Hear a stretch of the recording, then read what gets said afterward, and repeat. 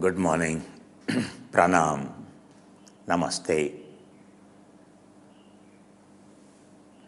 Shubhodaya, Mangalodaya, Shubhodaya, Subhanallah, Aadavarse.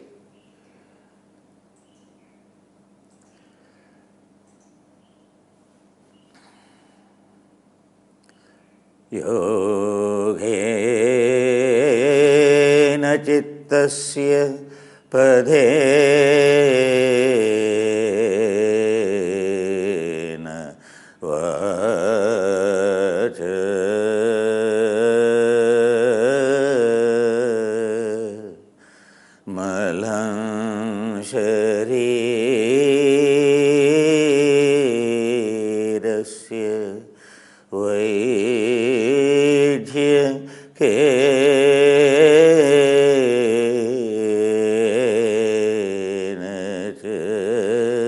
sharirasya vaidhya kena yopakarottam pravaram munenam patanjali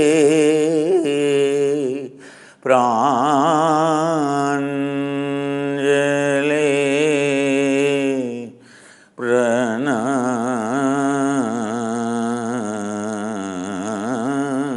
pranatosmi yogena chittasya padhena vacha malam sharirasya vaidhyakena cha yopakarottam pravaram munenam patanjali para anjali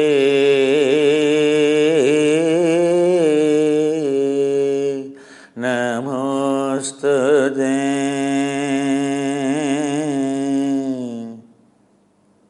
Yogena chittasya padhena vacha malam sharirasya vaidhyakena cha yopakarottam pravaram munenam patanjali pranjali pranatosmi ajanupurusagaram ajanu purushakaram shankhachakrasi dharinam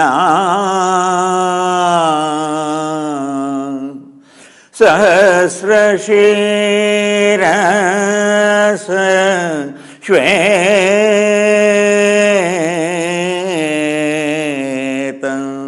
patanjali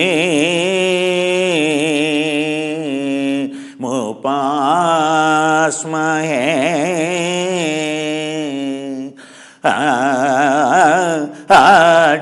ajanu purushagaram shankha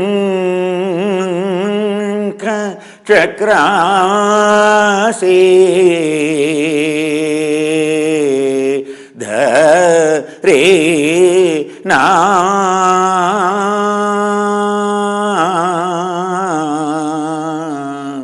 sahasra shirasa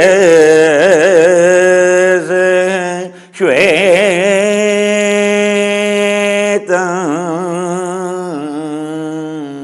patanjali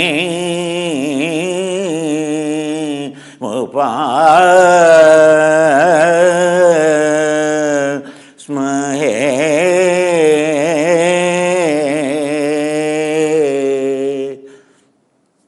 anjali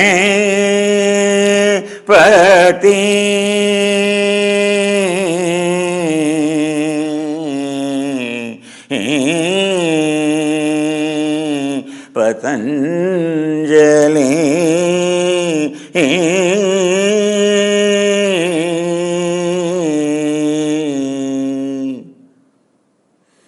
That great saint, the Patanjali, the one who has given the science of purification of the mind, the one who has given the science of purification of the speech, the one who has given the science of purification of the body, for complete health, for complete, a holistic approach for complete health and happiness, and for complete transformation from a defective piece to a perfect piece, from defect to zero defect, and to that greatest saint, the one who is worshipped by every contemporary, and even afterwards, the one who is worshipped, adored by the community of the yogis, by the community of Muni, those who dwell in all the great forests of India, to such a greatest trainer of the yogis, the trainer of Munis, the saints.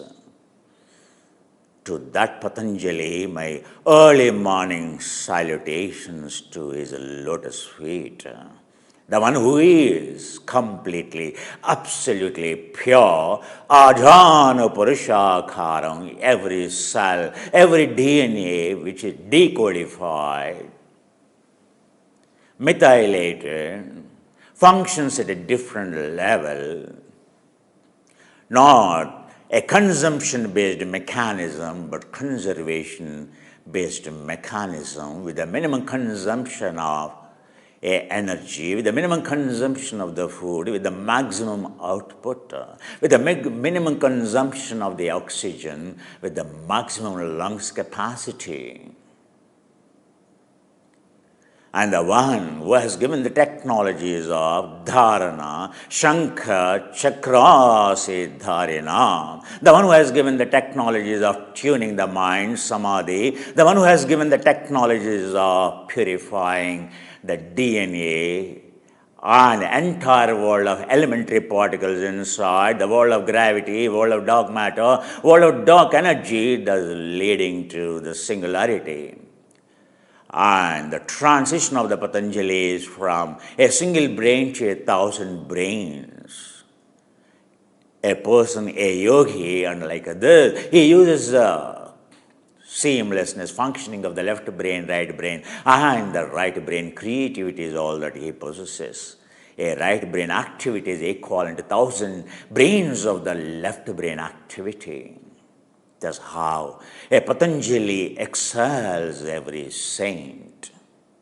Because he is like a scientist, he has given the technology, unlike it, he has not given any theory. He is a technologist and he is a scientist by par excellence. Vande Guruna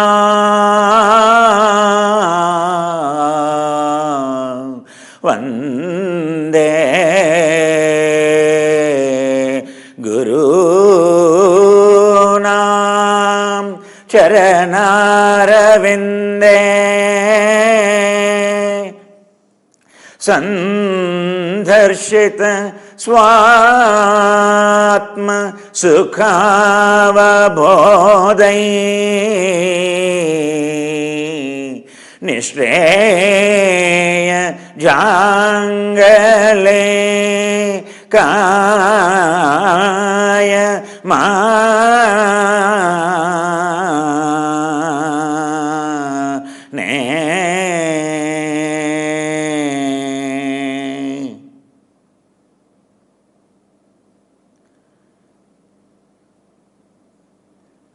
Vande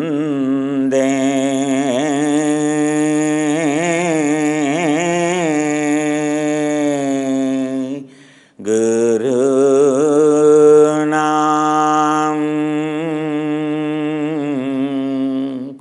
Charanam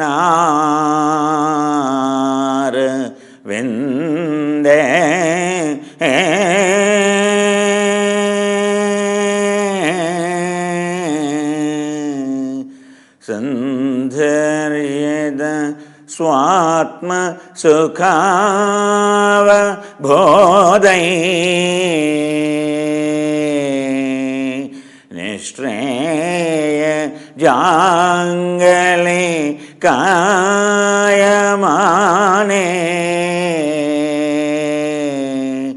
संसार हाला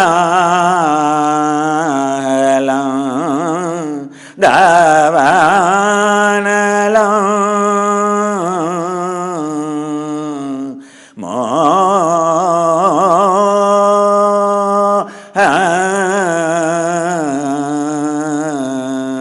मोह मोह शांत्यै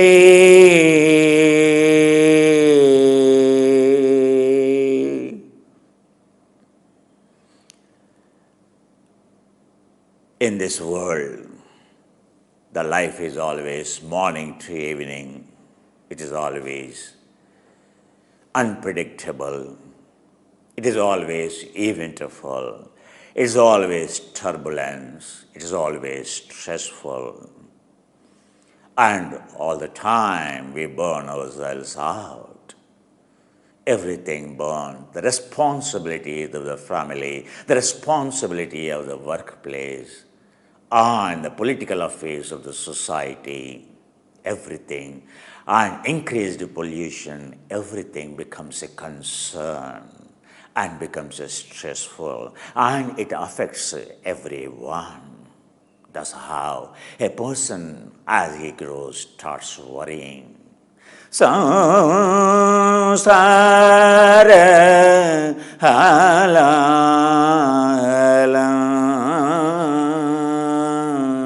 davanala.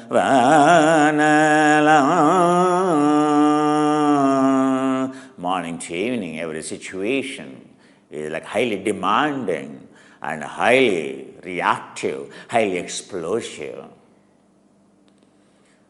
Whether it's handling the children, whether it's handling the wife, whether it's handling the partner, whether it's handling the boss or the subordinate. None of us are free. Davanala moha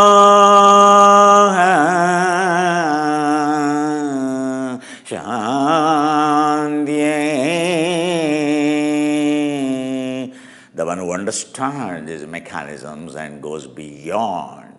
Vande Guru Nam Charanara Vinde. The one who, those who understood and those who understand, they go in search of a Guru. And they fall on the lotus feet of a Guru. Vande Guru Nam Charanara Vinde.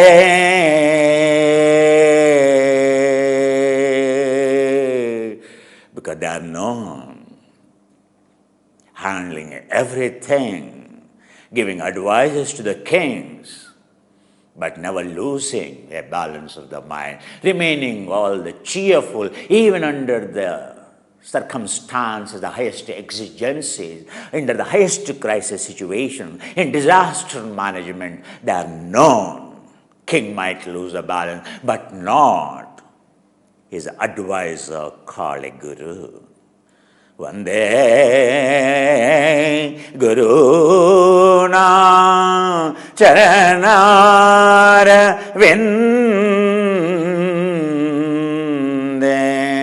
Sandharshita Swatma Sukhava Bodhai.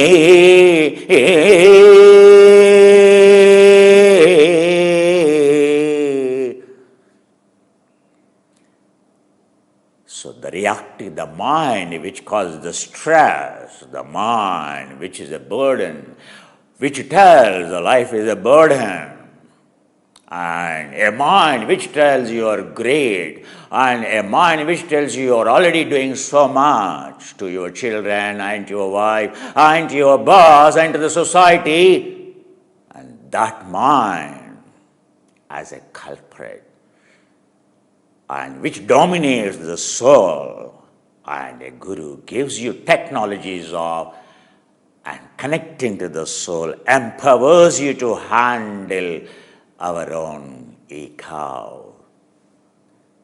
Ego, the source of our stress, the source of entire our suffering. Apparently, we think the problem is due to lack of money, or lack of intelligence, lack of wisdom, or lack of beauty, or lack of something. That is how ego makes us all the time feel inferior. And a guru and gives the technologies of observing the world of ego and changing it, transforming it to serve the soul, Holy Spirit, Allah, Tawheed, by means of Jihad-e Akbar, by means of Idham Shariram Kaunteya Kshetra Mibhidiyate. Explore the world of this field and for cultivating the crop of happiness.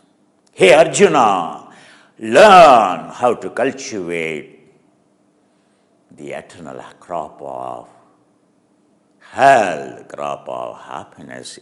This is your field, wherein you have to learn to agriculture, culture, plowing, and making it plain and sowing the seeds of dharma to remove the weeds of karma.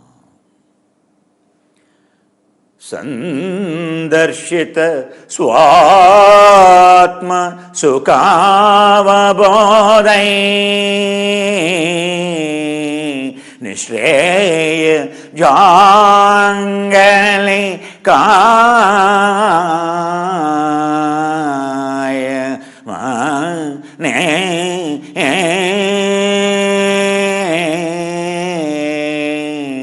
Hitherto uncultured animal, uncultured DNA, and that is functioning from reptilian and cerebellum unconscious mind like any animal.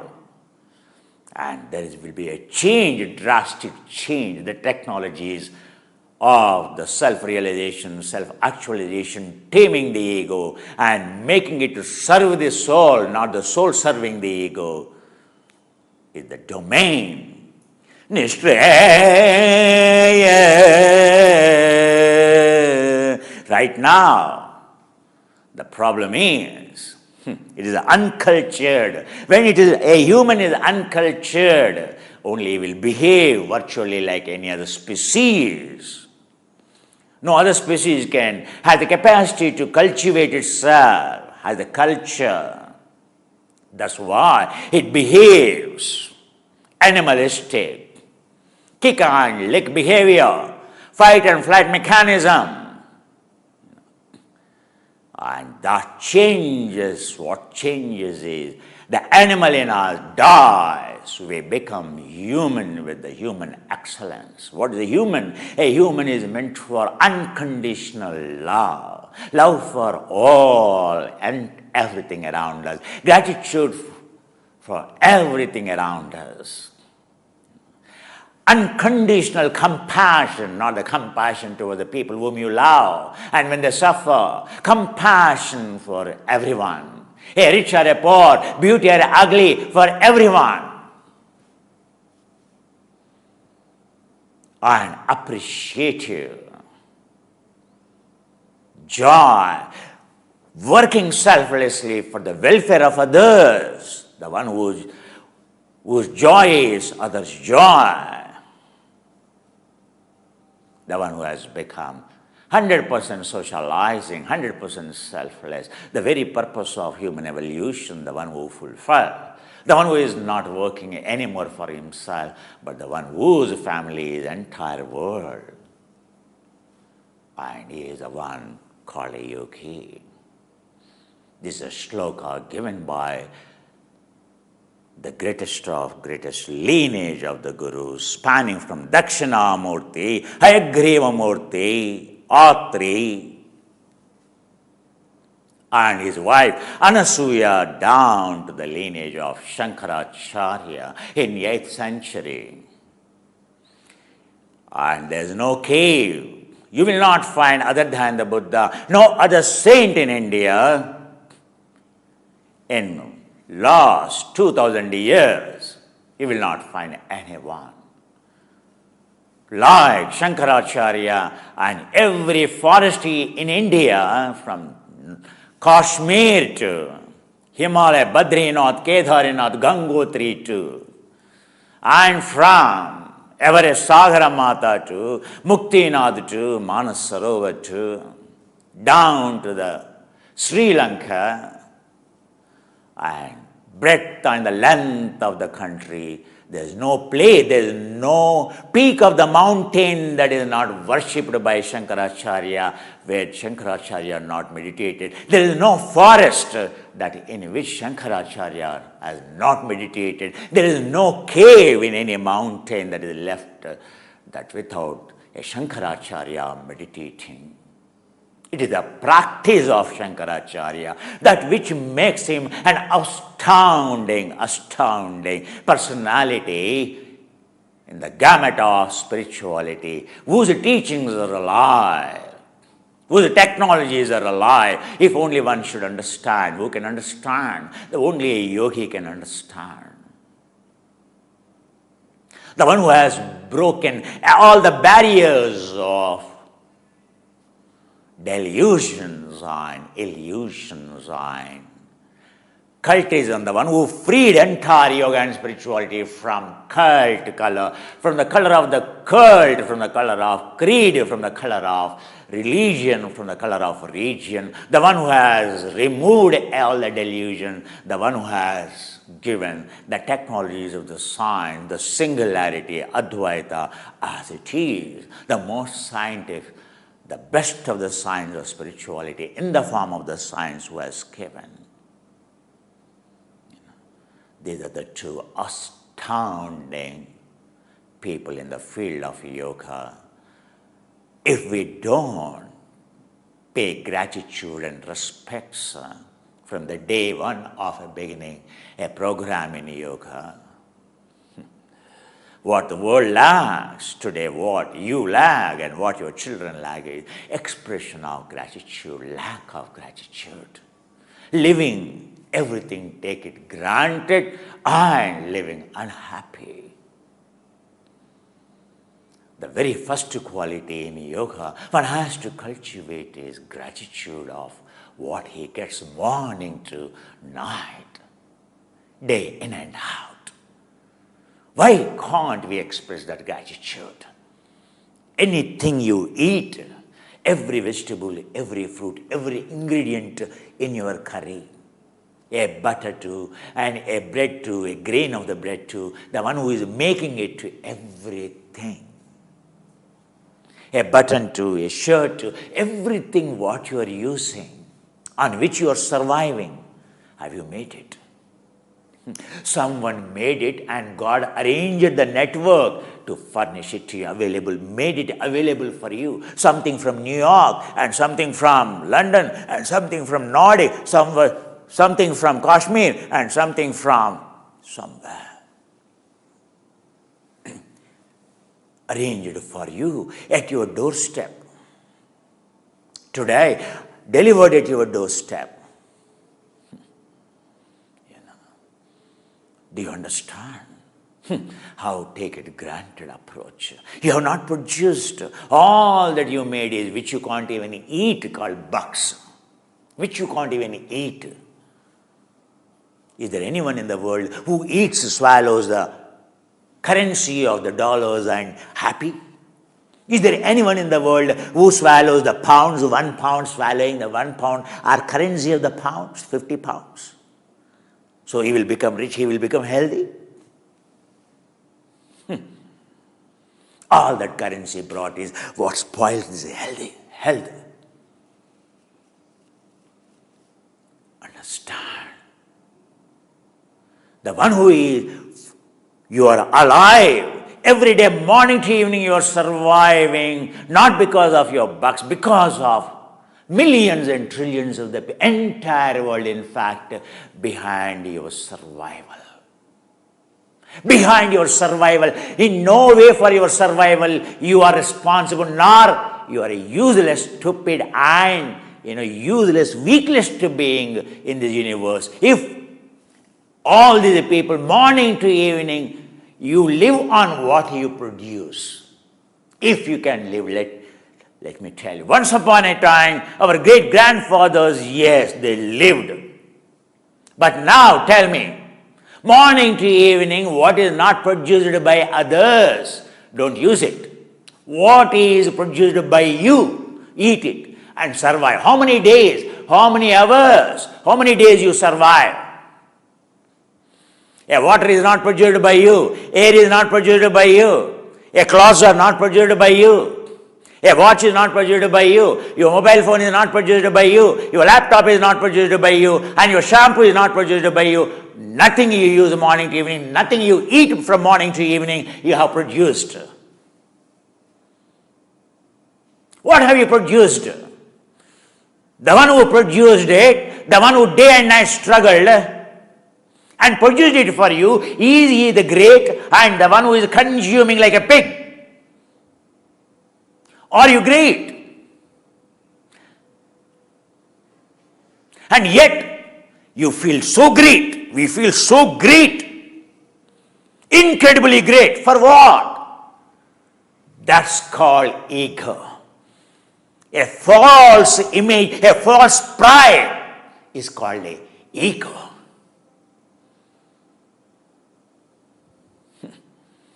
And have you expressed even a single day in your entire life of 25 years, 30 years, 35 years, 40 years, 50 years, have you expressed any time the gratitude? On any day, morning to evening, whatever you are consuming, have you expressed the gratitude for air is being given for free and water is being given by for free? And the one who is producing your everything from grain, every grain, a molecule of the oil, every molecule of the protein.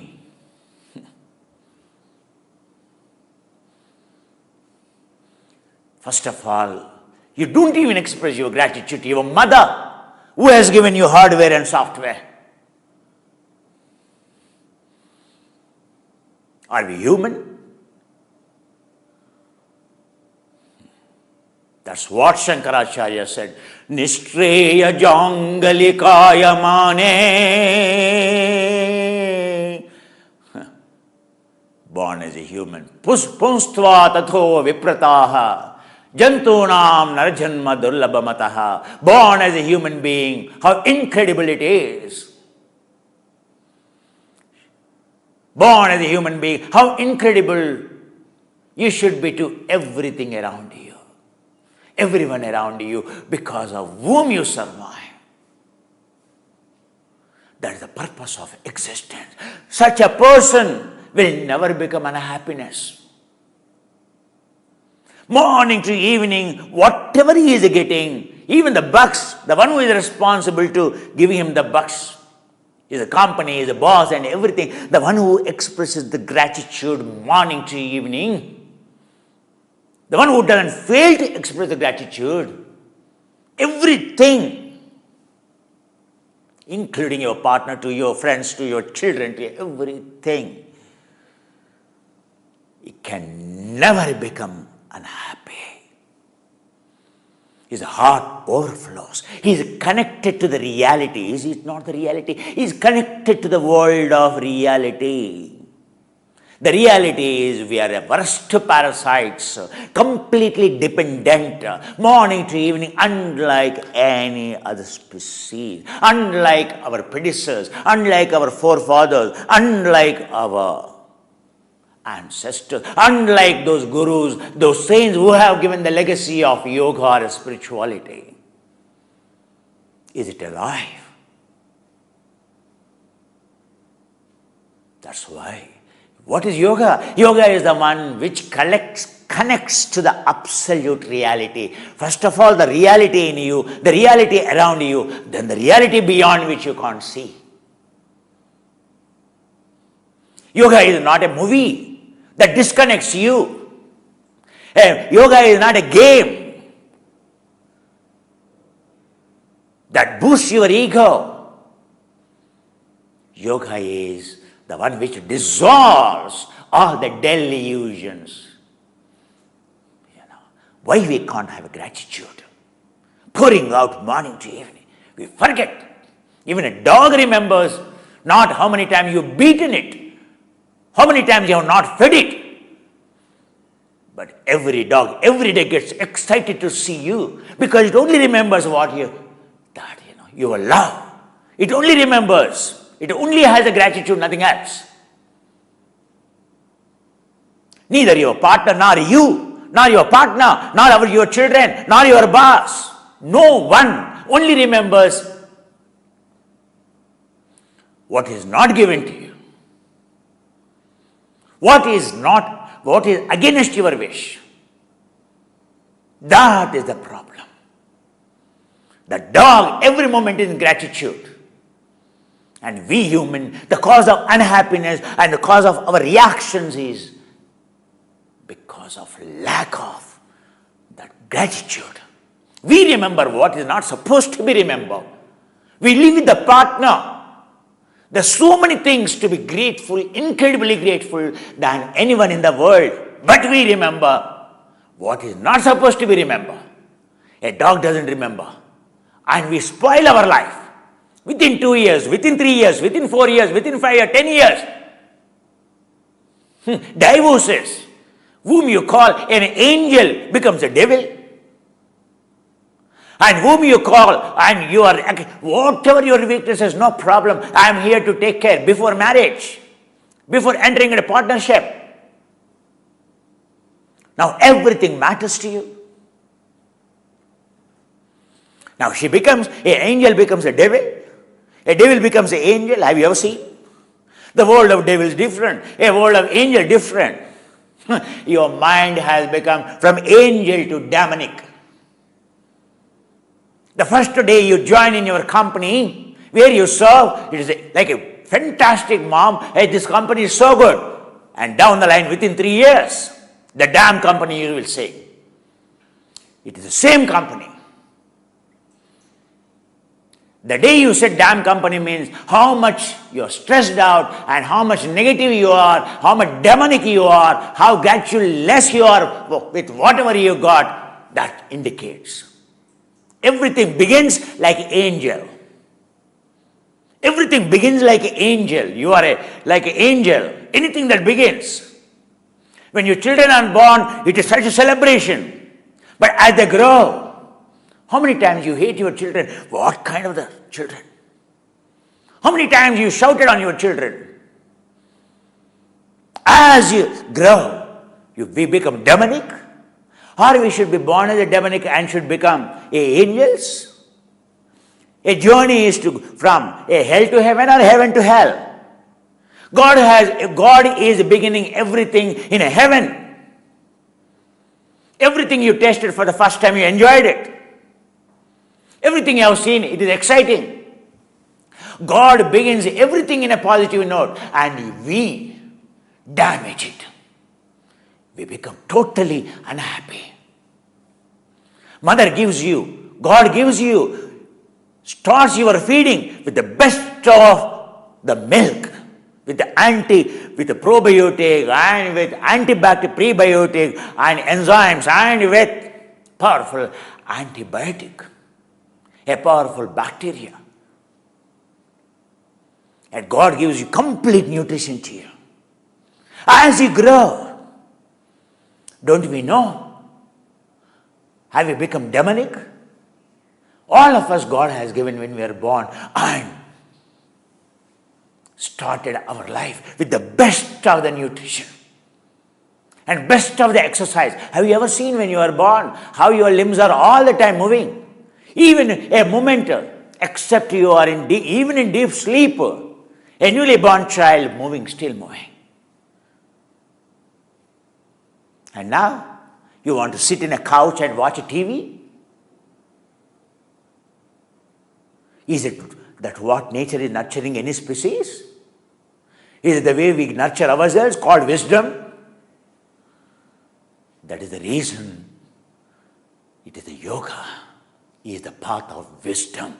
To realize the life is, like Buddha says, Adatoma Sadgamaya, Tamasoma Jyotirgamaya, Mritchorma Amrutangamaya. Should anyone realize your journey is from demonic to angel, from hell to heaven,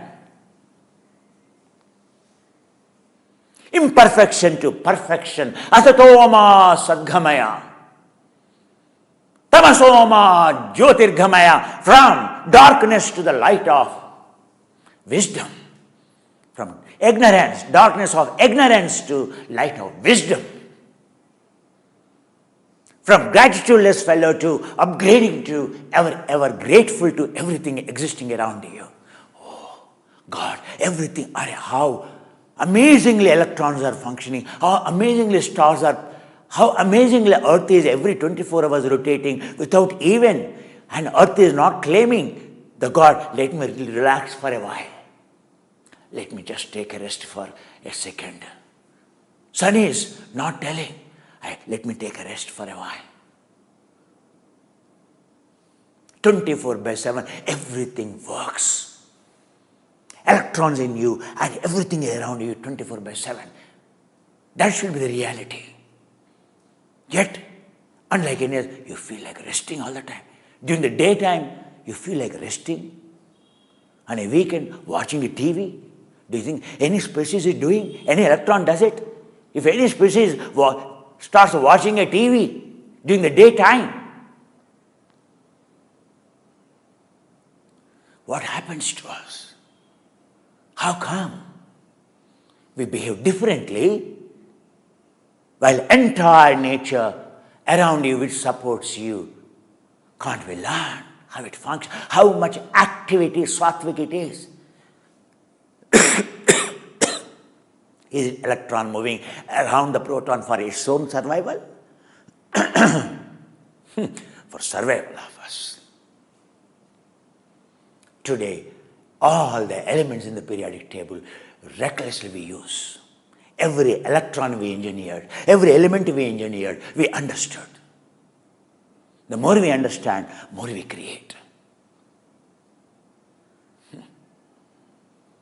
Everything around us. It is 24/7, heedlessly, and it is supporting us. Yet, we call often, I have no rest. I am so stressed. What is moving 24/7 is not feeling rest, not feeling restless. It is doing a great job. An electron, your planet, your sun, the dam, and morning 8 o'clock to evening 8 o'clock, and perhaps you work and you feel, oh, I'm so tired. Are you working like an electron 24/7? Why that electron is not tired? Because whatever it is doing, it is just thinking, it is my responsibility. It has no ego to feel, oh, I am great, I am doing. It is not reacting all the time to the proton. Why should I? Why should I? Like you react to your children, you react to all your stresses. Why you feel bad? Because you react to subordinate, you react to your work. There is no Nishkama Karma Yoga. You react to your work, you react to your boss, you react to everything, morning to evening. You react to the parents. Where is happiness? And understand why yogis are worshipped. Why? The yogi means the one who is independent, whose happiness is independent of everything. Why his happiness is independent? Because he knows how small speck he is. How everything around him manifests as so incredible, and that works for him, and he is not working for them. He feels completely sensitive. He becomes super sensitive, not a reckless, with little bucks, with a little education, with a little qualification, with a little possessions. That is what the journey of a yogi is, animal to a human. And journey of ordinary person is human to animal. Because when you begin everything, you begin with as a human. You end up like a demon, blaming everything. The work where you work all the time becomes a place of stress. The place of excitement first day has become a place of stressful. A place of gratitude. Oh my God, I got a job. Oh my God. Because of your perception, it becomes a demonic. Your relationship, your child, everything begins. Your refusal to live in the present. Your refusal to not to carry your past like the dog or any other species. All the time, we carry the burden of the past, not the pleasure of the past. And you feel all the lifestyle diseases too, stress too. With whom you are happy at the end, tell me. Even the God also you blamed at the end of the life. Are you happy with anyone in the world except with you? I am great, but what to do? No, this world has not recognized, my partner is not recognized, my children have not recognized, I am actually what to do. This is your story of ego. Today chanting, I chanted it is the same meaning. What is the journey from Nishtriya Jangale Kaya Mane? Our journey is human to a yogi should be. To realize what is a human. Because as a human we are born as an evolutionary product of an animal, natural to have animal tendencies in us. But being born, Jantunam narajanmatul punstva tato viprataha tato vaidika dharma marga parataha. Having born as a human, having the tendencies of an animal is natural, my dear, but the one who's not trying to nurture the qualities of a human as supposed to be a human, he leads the life like an animal, and this animal is an intelligent animal, unfortunately. And it makes its life stressful, and at the end it becomes a demonic, worst animal, and it only blames the process of evolution, the one who is responsible, a Lord or a God or a nature that nurtures or whatever you call. At the end he will only blame the mother who has given him the birth. Because of you I am like this. Hey mother, had you brought me up, I would have been like this. Had you educated me, I would have been like this. Had you fed me, I would have been like this. That's your claim, isn't it? Because all the time you blame your mother. All the time we blame our father, isn't it? We are 100% good, but because of them, our life is spoiled. Our health is spoiled, isn't it?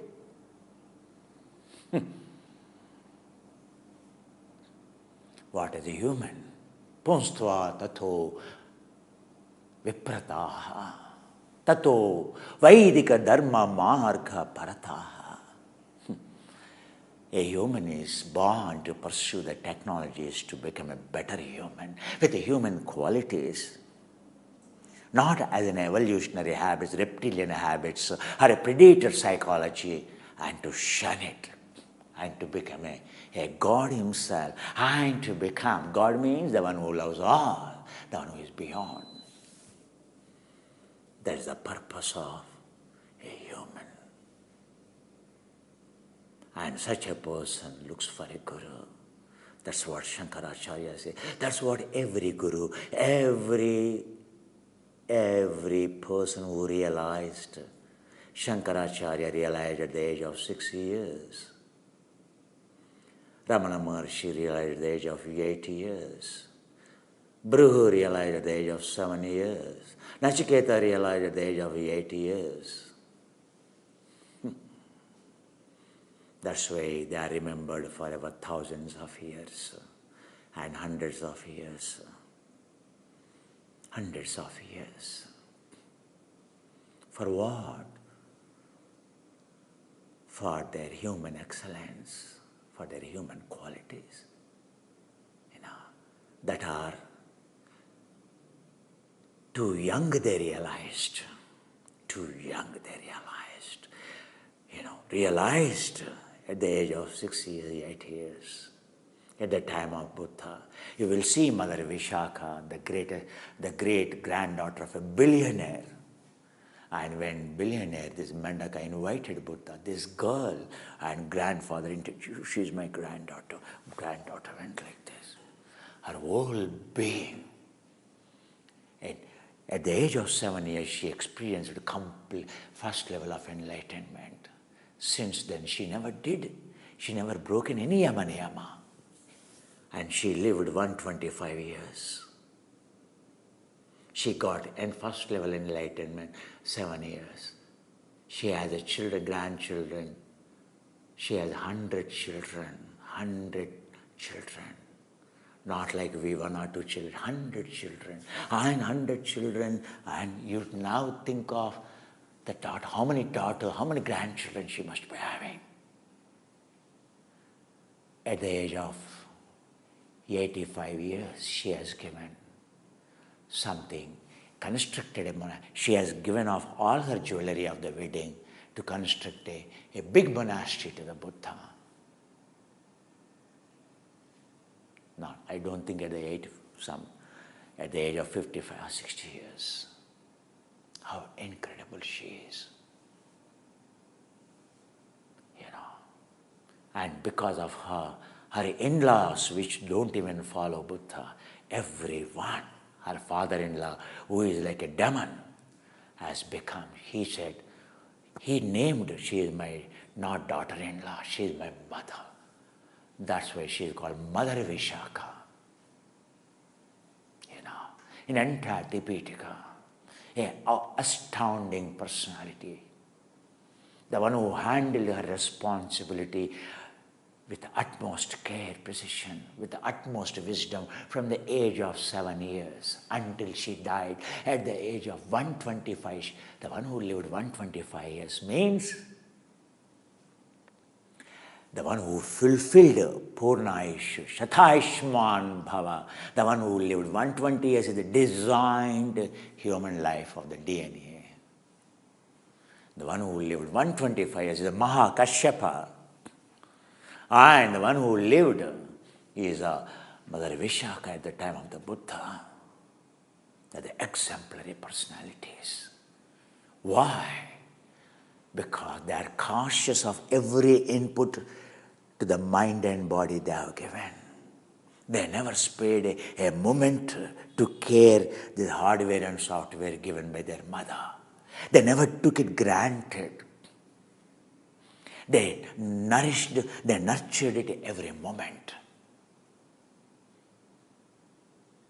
Living close with the nature, respecting yama niyama, Ashtanga yoga. Like the people in Hunza Valley live 140 years. People in Okinawa in Japan living close with the nature, leading a life of simplicity. But now, things are dwindling. Whoever lived close with the nature, respecting the nature, like that, Mayamami tribe, in Amazon, whose blood pressure is 75/65.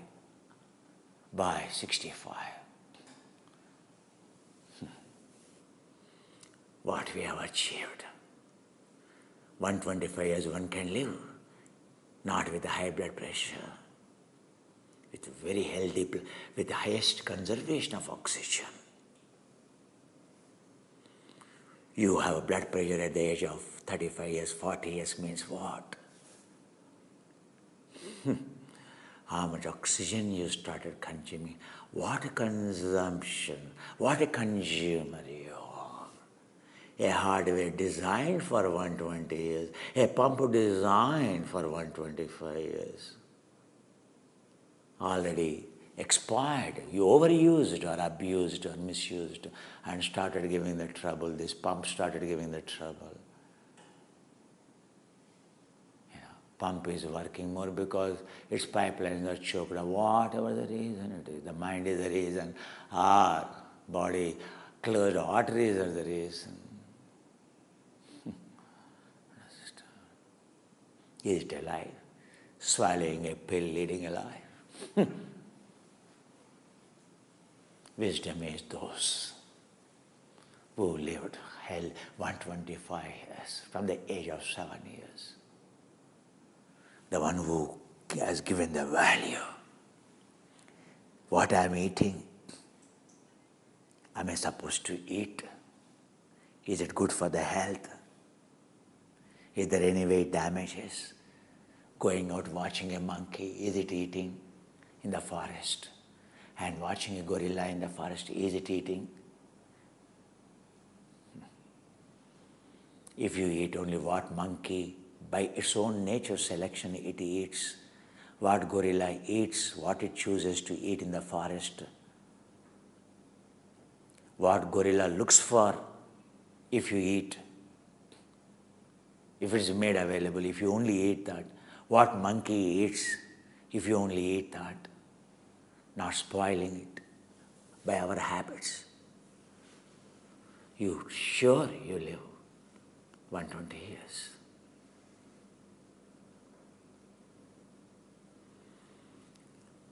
So this yoga program of 15 days, every year we conduct summer retreat, summer workshop. Very quickly begin 15th, normally 15th February or 15th March we begin. So this year, because of COVID-19, still when the rest of the world is locked down, it is not wise to open a studio and start teaching because government allows a sensitive yoga teacher.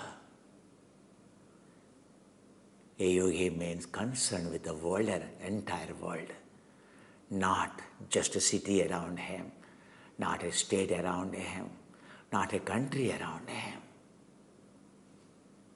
When entire 85%, 90% of the world is going into lockdown, from China to New Zealand in New Zealand 3 people, in Auckland got, entire New Zealand went into lockdown, entire UK is in lockdown, entire Europe is in lockdown.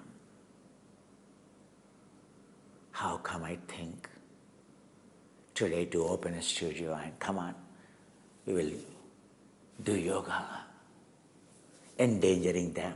Still in India, second wave of, normally after 3-4 months, the West affected. We got affected. You remember, Indians got affected much later, after 4 months, 5 months. When Italy got affected, when Spain got affected, when Germany, France got affected, when America is worst hit, then in India it began. Anything in India, any disease begins late. Then it reached a peak. If you observe the first wave of COVID, now the second wave of COVID, entire world suffering. Like 1918 Spanish flu. The second wave is a huge toll upon in the Spanish flu in 1918. It is not World War I that killed many, But it's the Spanish flu that killed the entire world. When Vicks has to be invented, the importance of a respiratory system is realized. The importance of VO2 max, but very quickly forgotten. We did not learn the lessons from Spanish flu. Still, VO2 max is a concern of athlete of Olympics, of an elite champion. But for an ordinary person, he doesn't even know what is a VO2 max. But COVID-19 again, after 1918, in 2021, it made us realize the importance again of the oxygen, oxypulse meter. We never learned lessons. The second wave of the Spanish flu, after 18 months. And this time, the lifespan of the COVID is so quick, means so dangerous it is.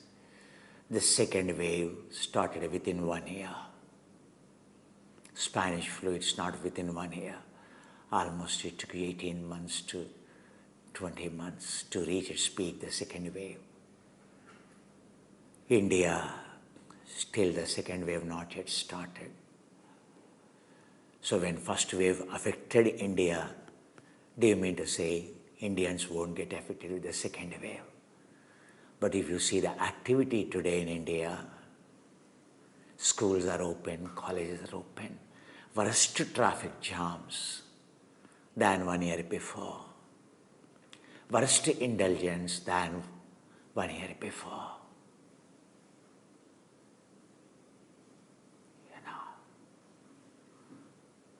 As if nothing happened.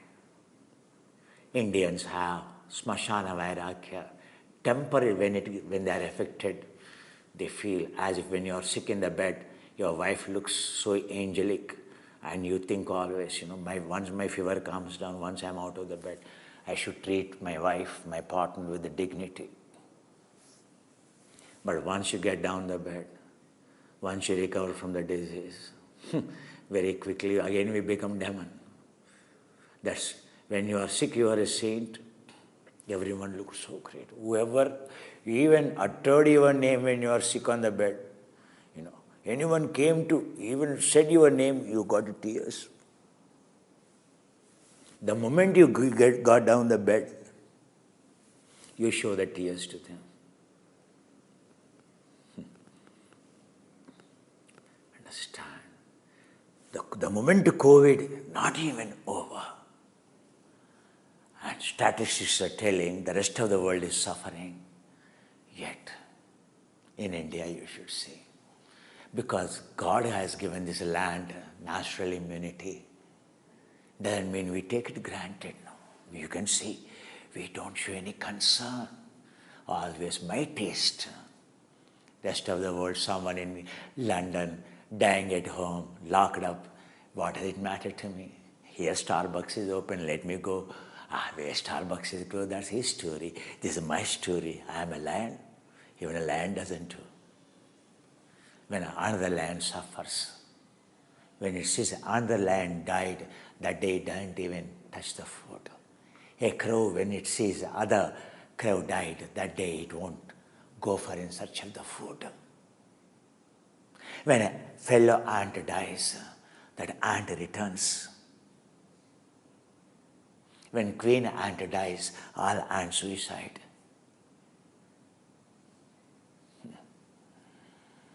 We are supposed to be socializing. Who actually socializing? How come we indulge? And not realizing, still COVID, second wave will hit. As I told you, how intelligent that virus. Already how many mutations, transmutations it's doing. It is editing its own RNA and taking a new form. It is the most intelligent virus. It is not only A is becoming intelligent, Rest of the, even a demon becomes intelligent, understand. We should never think you are only intelligent. For this intelligent, to keep it in control, something more intelligent.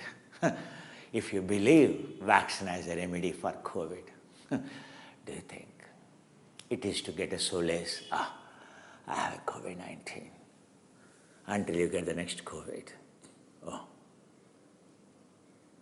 understand. Because it's not like a polio. It is not like measles. It's not like, other disease. We know that. The variant in the UK, second variant, is killing everyone. But yet,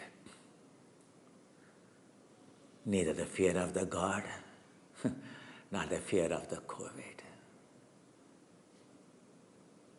Is not the time to be careful about yoga, a physical fitness, increasing oxygen consumption or conserving oxygen consumption.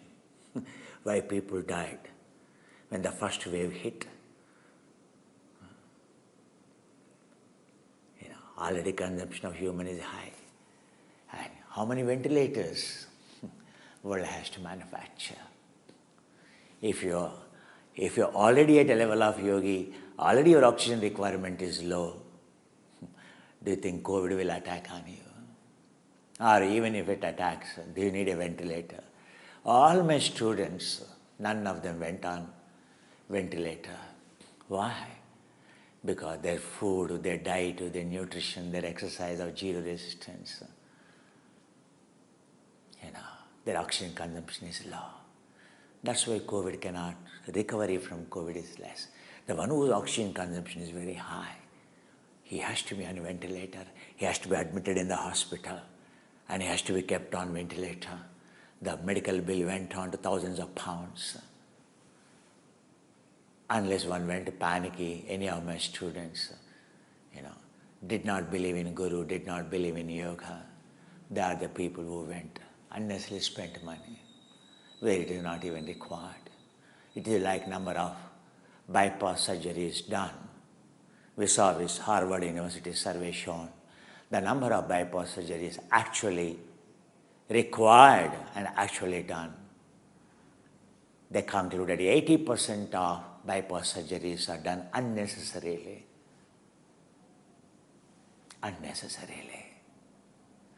Because, and doctor told the reality to the patient, and patient went into the panic, he opted for the bypass surgery.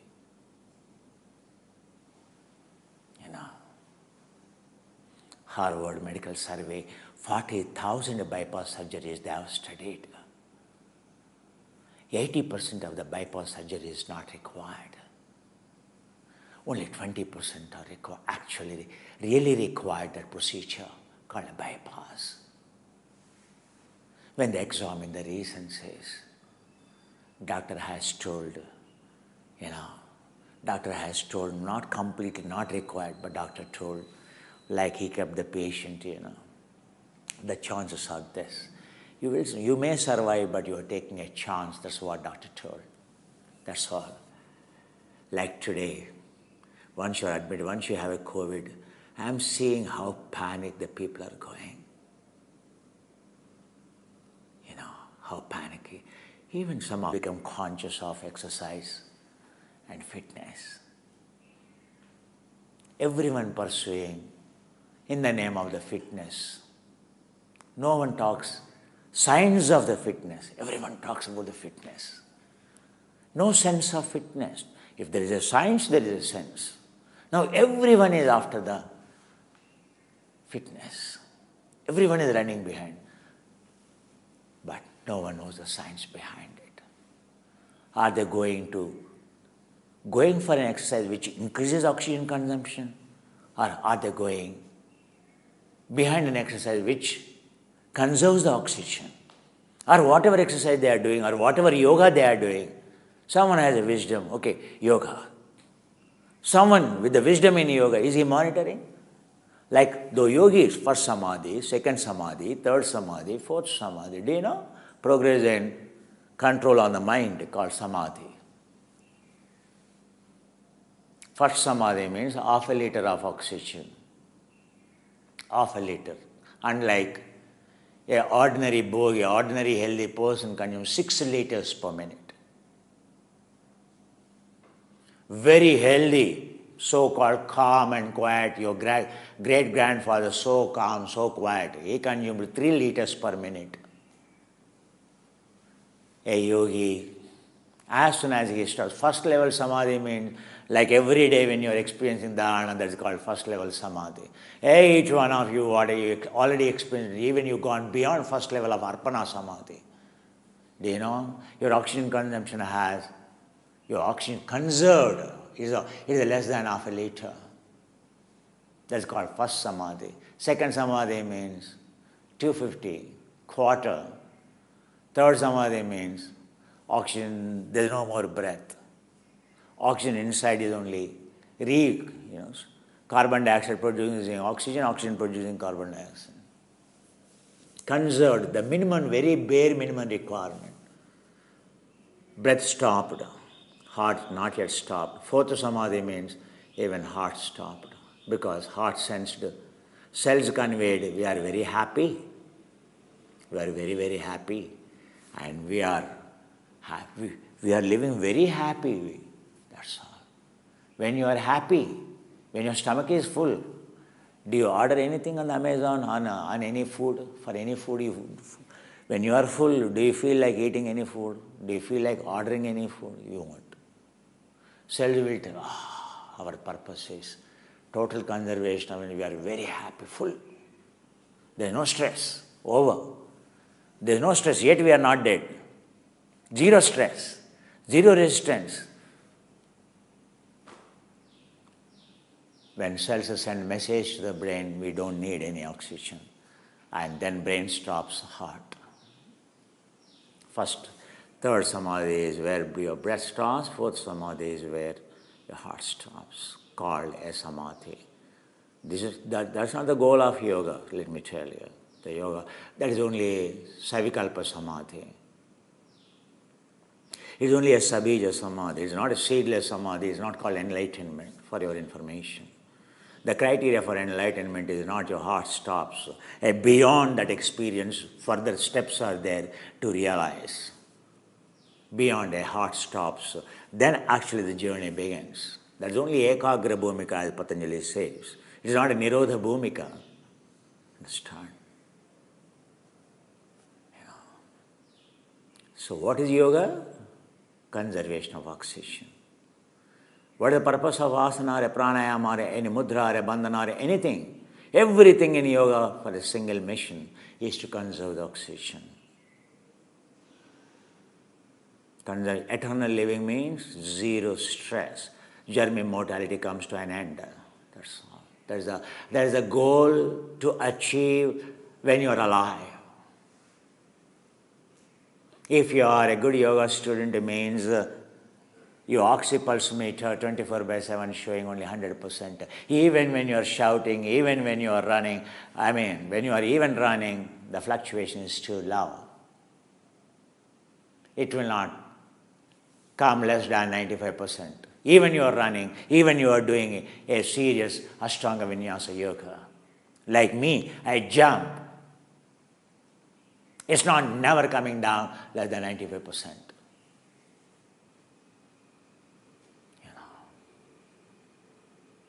Conservation of oxygen as a single goal. Is your exercise increasing the oxygen consumption or decreasing the oxygen consumption? Your rest heart rate will tell you. I always tell.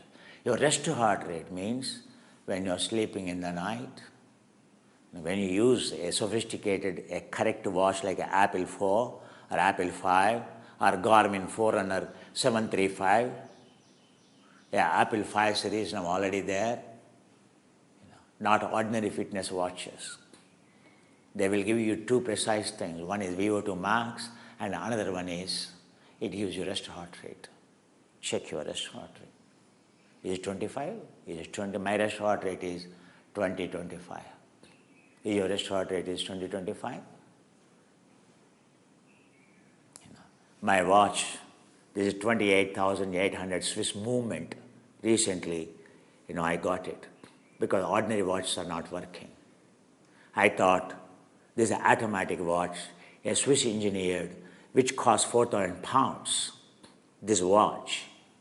Why I got not for fancy, to test, because every watch, I don't want to use digital watch. I don't want to use mobile watch that connects to a watch controlled by rest of the world. I don't want. A yogi is an independent, not controlled. He controls everything.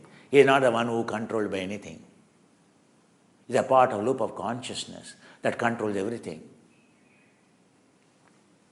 I am looking for one.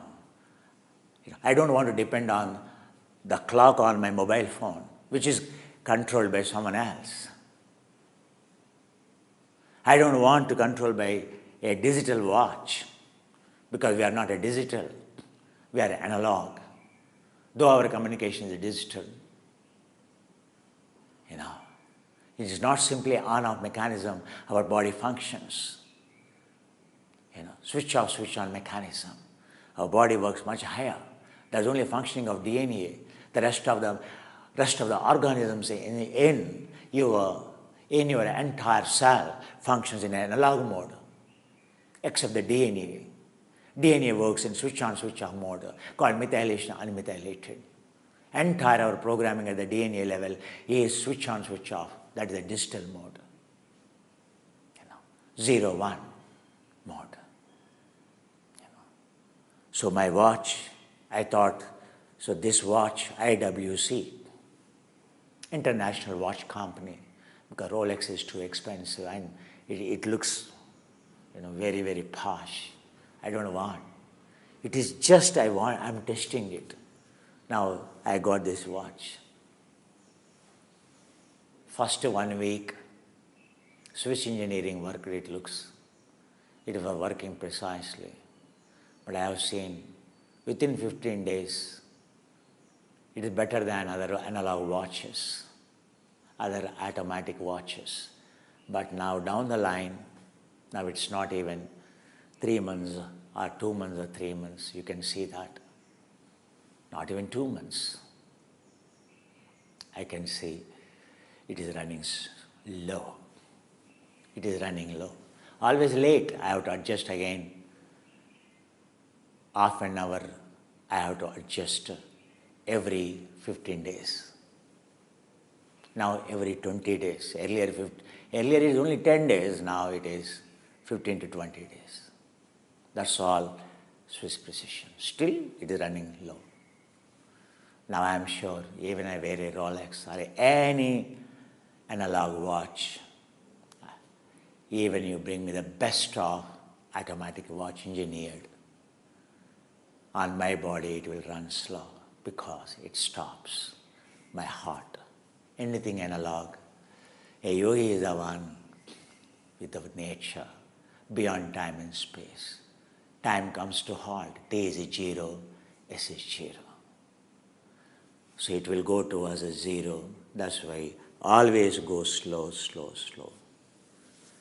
Automatic watch means it is not like a quartz watch,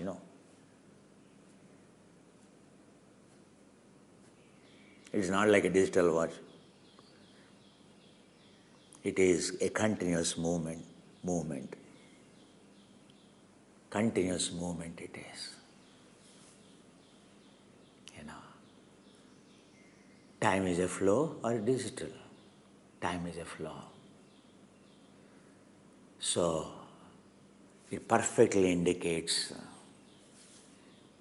my rest heart rate.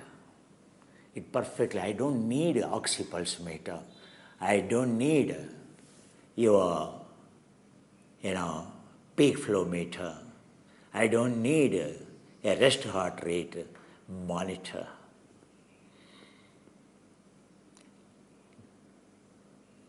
A yogic way of understanding, a yogi means, way of analyzing the things scientifically, most sophisticated way. I don't need those gadgets what you wear. This watch will tell. If slowing down, my watch tells this is enough for you to know the other person is a yogi or not. If it's a defective watch, you can think, but it's not a defective watch. I'm telling you, it is an IWC watch and cost is 4,000 pounds. It is not 4,000, 6,000 pounds actually. It is 6,000 pounds. Its cost is. I'm not fancy of this. Yes, we have a business, so I can afford. I purchased it. But it doesn't mean I never wanted to use it. But I'm a scientist. I wanted to test. That was only the thing in my mind. If I use any Swiss watch that is expensive because of Swiss movement, that's very expensive movement mechanism. You are paying for the Swiss movement, nothing else, not for a materials and not for the metals there. You are paying for the precision. Yoga is all about paying for the precision. Appreciating the smallest and smallest and smallest and small, realizing the absolute truth. So the Swiss watches are expensive because of the precision. That's why Guru's sandals in India cost billions. You can't buy a Guru sandals. You can buy any expensive sandals, your sandals in the world. But which you can't buy is Guru sandals in India. Sandals of a Guru, my dear. Sandals of a Guru, you can't buy. You keep entire wealth. That is the value given to the Guru. Guru sandals, not Guru heart, not anything anything he is wearing above. After all, chapels of a Guru, no one can buy. That expensive they are. Kings could not afford.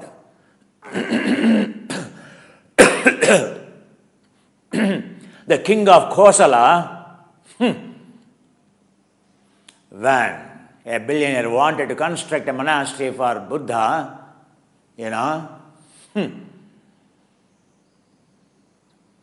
and beyond a cost, a king of the Kosala gone, this is the maximum cost of my property, that's all. Which that billionaire is able to throw the money. And he threw the money. He said, it is not the cost of the Buddha, it is the cost of even a single person on this land getting first level of enlightenment like me. That's what, his name is called Anathapindika, Anathapindika, the billionaire who has given entire his wealth and brought the king's land.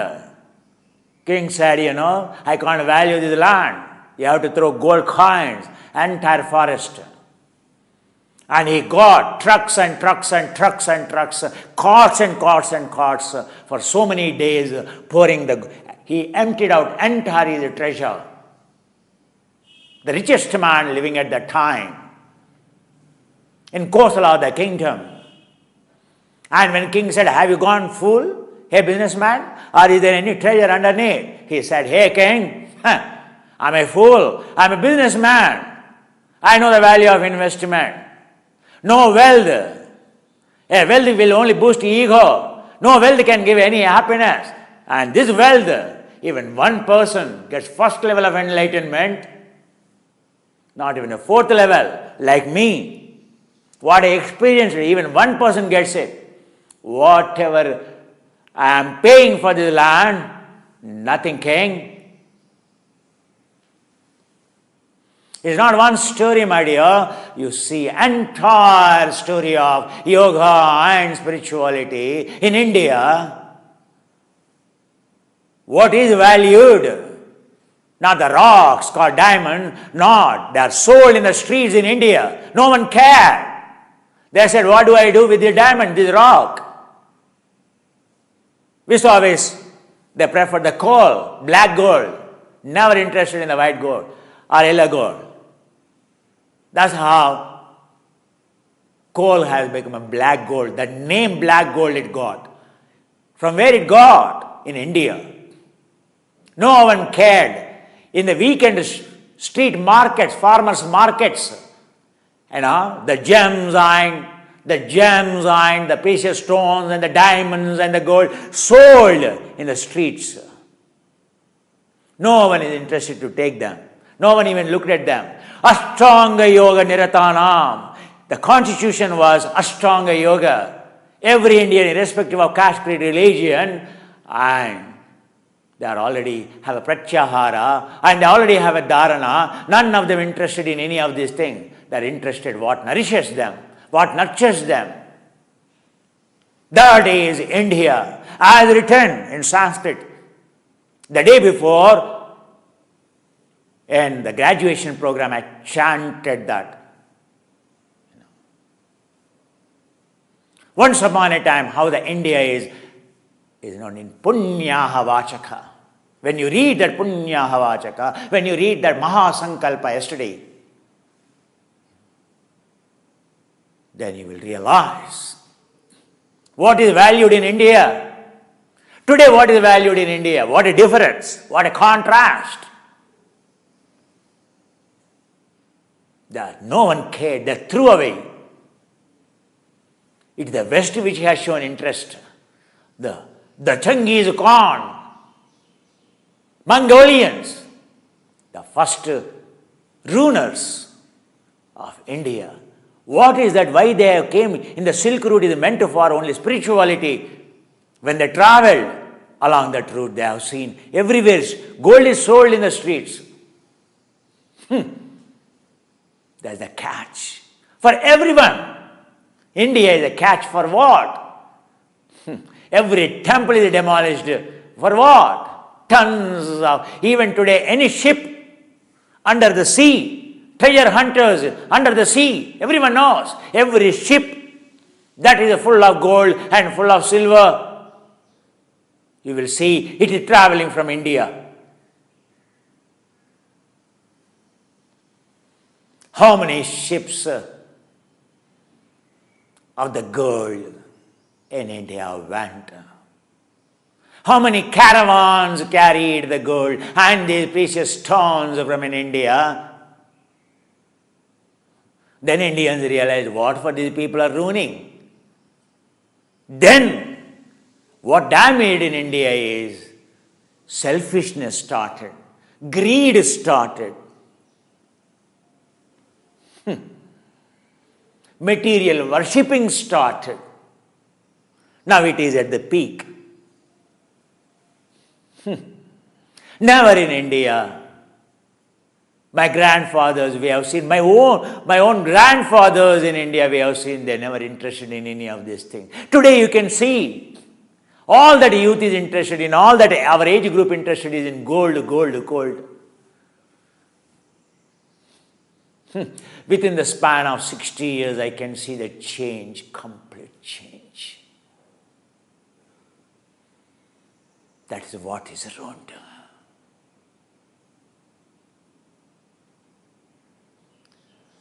India is interested in only health and happiness, not doing anything at the cost of health or happiness. That is a culture. That's how the yoga is born in India. Everyone is considered as a yoga. Ashtanga yoga niratanam, arishadvarga, kama krodha, mada moha lobha matsariya rahitanam. No one lived with, everyone has a perfect control on emotions and feelings. No one has any, in India, no one generated any negative emotion or negative feeling. Absolute control. Unlike an animal, in India, unlike an animal, no one exhibited. Everything is so balanced, so calm, so quiet. Everyone's rest heart rate is perhaps 15 or 20. Everyone's heart rate could have been only 75/65, something like that. That is the India. Are you Indians listening? Now during this COVID, again fitness. What is the fitness? Fitness is the science of conservation of oxygen. The total fitness means that is only possible when your body and mind is totally, that every mechanism that is responsible for increasing oxygen consumption, when it is in control, when it is controlled by you, not by anyone else, not by a Starbucks coffee, not by your partner, not by your boss, not by the damn drama you watch every day. When it is in your control, that is called fitness. Every mechanism that is responsible to increase oxygen consumption is curtailed.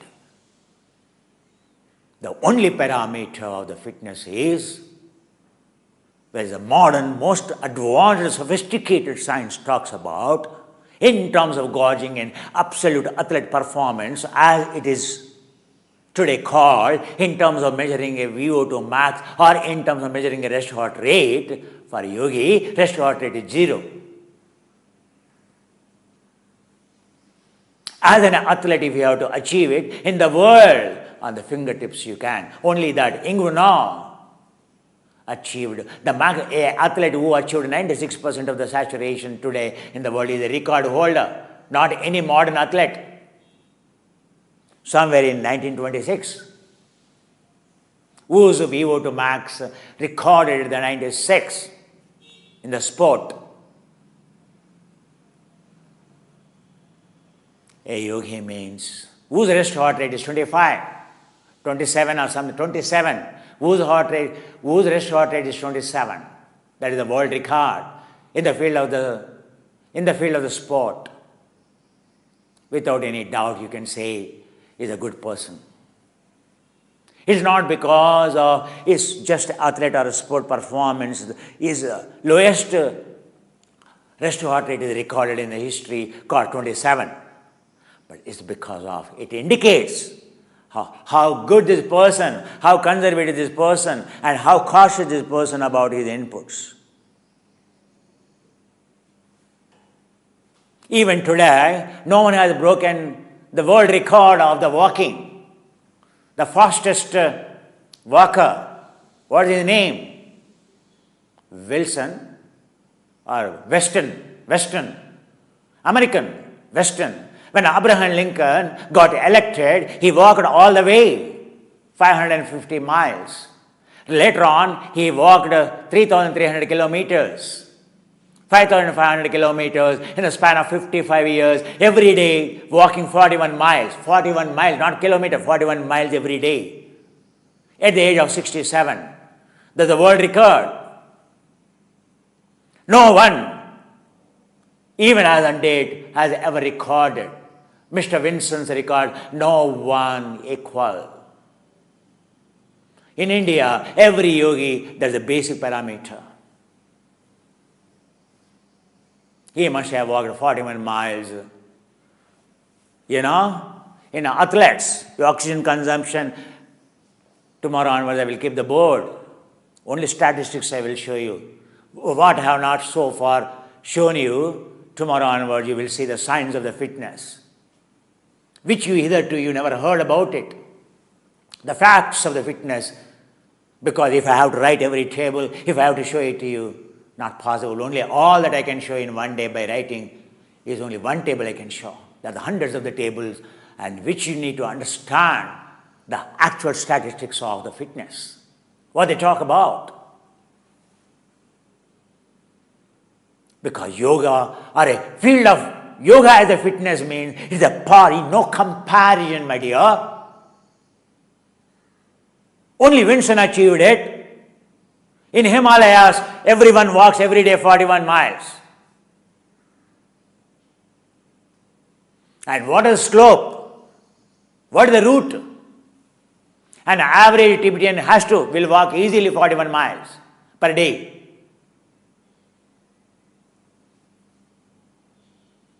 Going up and down, every valley. You don't have to go on a plain land.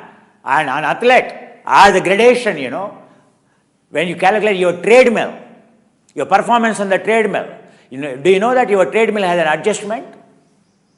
The belt on which you are walking, is it a plane, horizontal, or is it every degree is increasing? At the 20 degrees, from horizontal to just a 20 degrees inclination when it raises. Do you know your heart rate increases by how many fold? 100 times. Your oxygen consumption enormously increases. And when you are a champion on the horizontal board and just 5 degrees you adjust, you will become not champion, you are the last person to compete. So that's why the treadmill, the progress on the treadmill is not on a horizontal board anymore.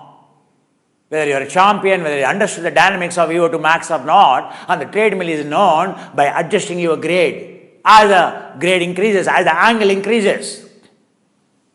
And within how much time you could adjust your treadmill to the highest level, and you could achieve your VO2 max to 95% to 96%.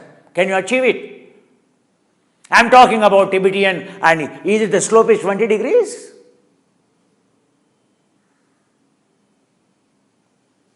Walking from Los Angeles to Washington DC, this person who walked New York, Los Angeles to New York, he walked. That is the record. Vincent, equivalent to between how many peaks a Tibetan has to walk equally, in terms of equal walk. I will show you the statistics. Not even a 10 miles or maximum 100 miles, maximum. Do you know Dalai Lama? That night, how many miles he traveled?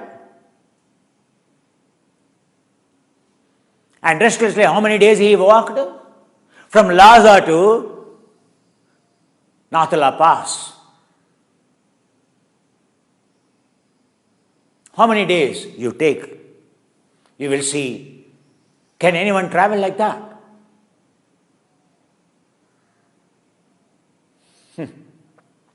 And do you think Himalayas, is there any land that is plain in Himalayas? And do you think Dalai Lama came by flight, by helicopter? He has to travel secretly. The one who guided him is an Indian Sikh, Indian soldier.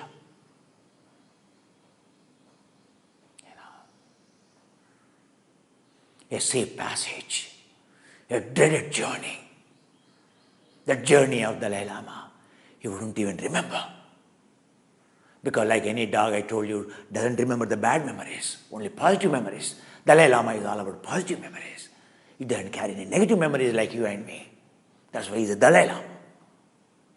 Had he gone through the same experience of what Dalai Lama, and as a king, at midnight, he becomes homeless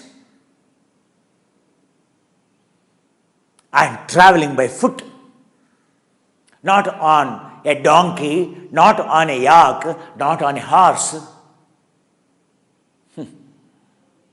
walking by foot, temperatures, subliminal temperatures. What kind of the valor can you compare? Mr. Vincent walking from Los Angeles to New York in 1967 or so. That was the record. Not 1961. I think he lived only up to 1927 or at the age of 67. It must be 1867. I will tell you exact statistics. I am speaking from my memory of the Mr. Vincent. Can you compare a Dalai Lama journey from Lhasa to the entire world is indulged in the self-boasting. You think in India, these will not never become a record for you, isn't it? Entire West is a show business. India is never a show business. So also Dalai Lama. That journey itself will ever record in the history. And how old is he? Dalai Lama, 86 years, 84, 86 years. Why is strong? Rest heart rate, oxygen saturation, absolute. Have you ever heard he also got affected with the COVID? No. COVID virus, even without even a mask, I am doubtful even whether COVID virus can enter into, is dare enough to enter into his monastery.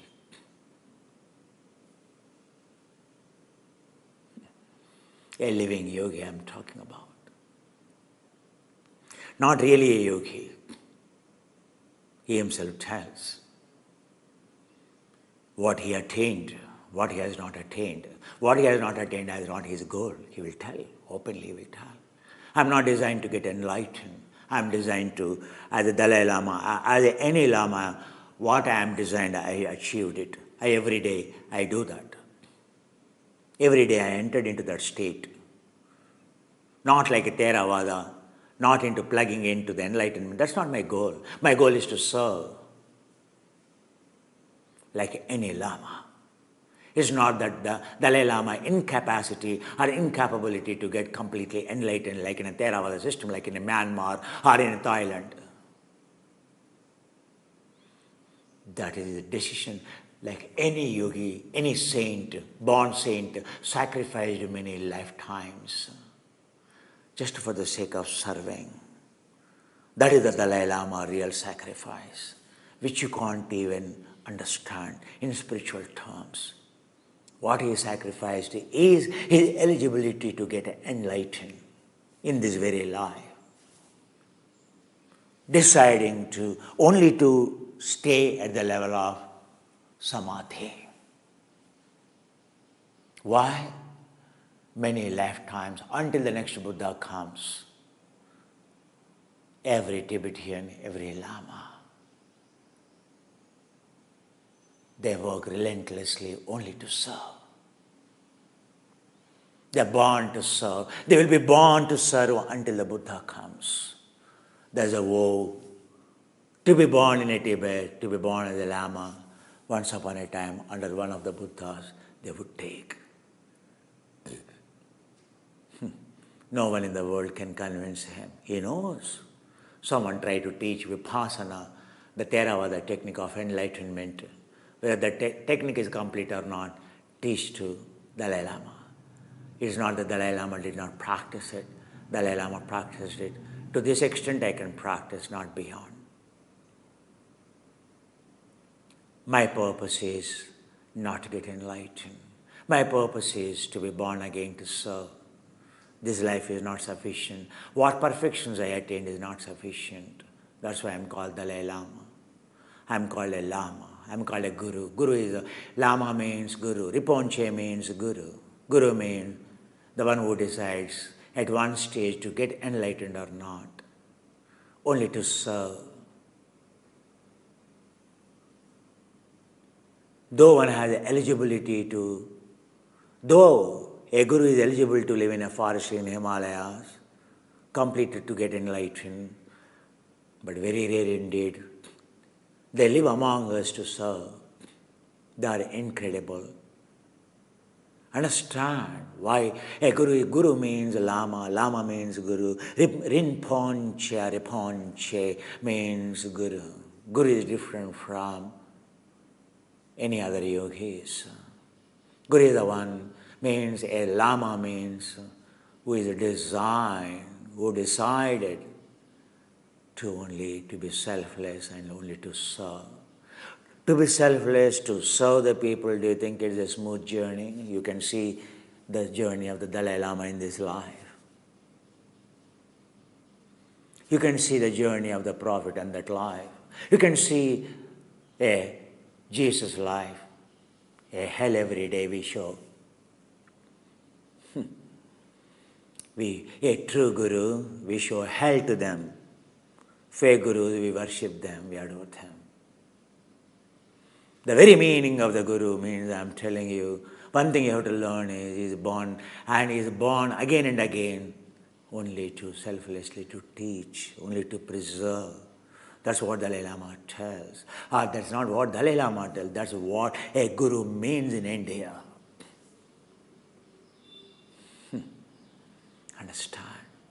For what? Conservation of oxygen. A treadmill going at the 20 degrees and a world athlete practicing. You are practicing at home.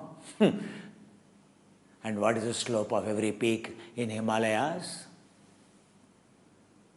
The one who is struggling to go onto the Mount Everest with so much of training in the mountaineering and trekking. Do you think what training a Sherpa has? Every ordinary person living in the Tibet is like a Sherpa.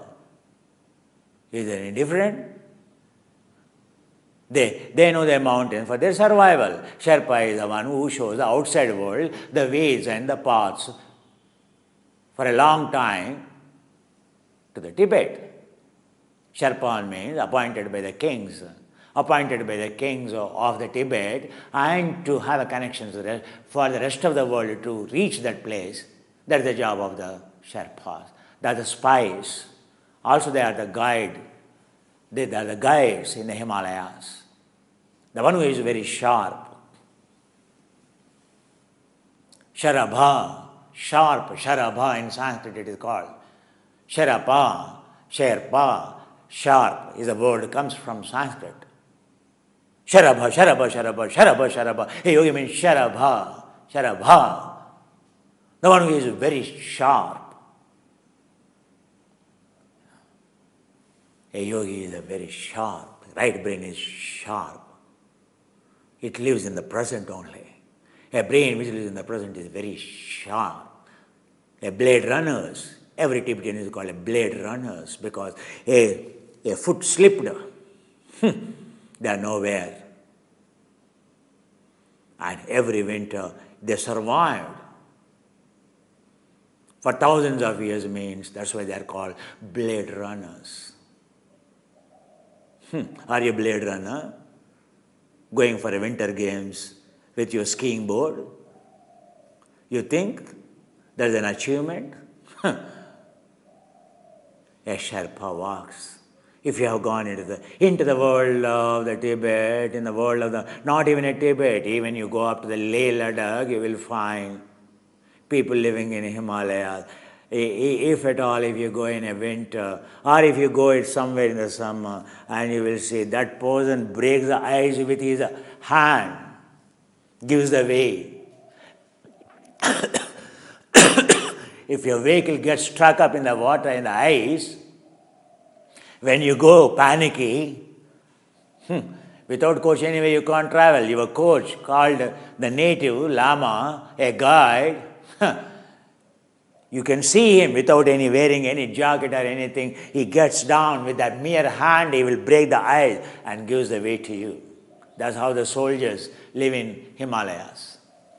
Do you think soldiers are great? Soldiers are completely dependent on these guys, locals.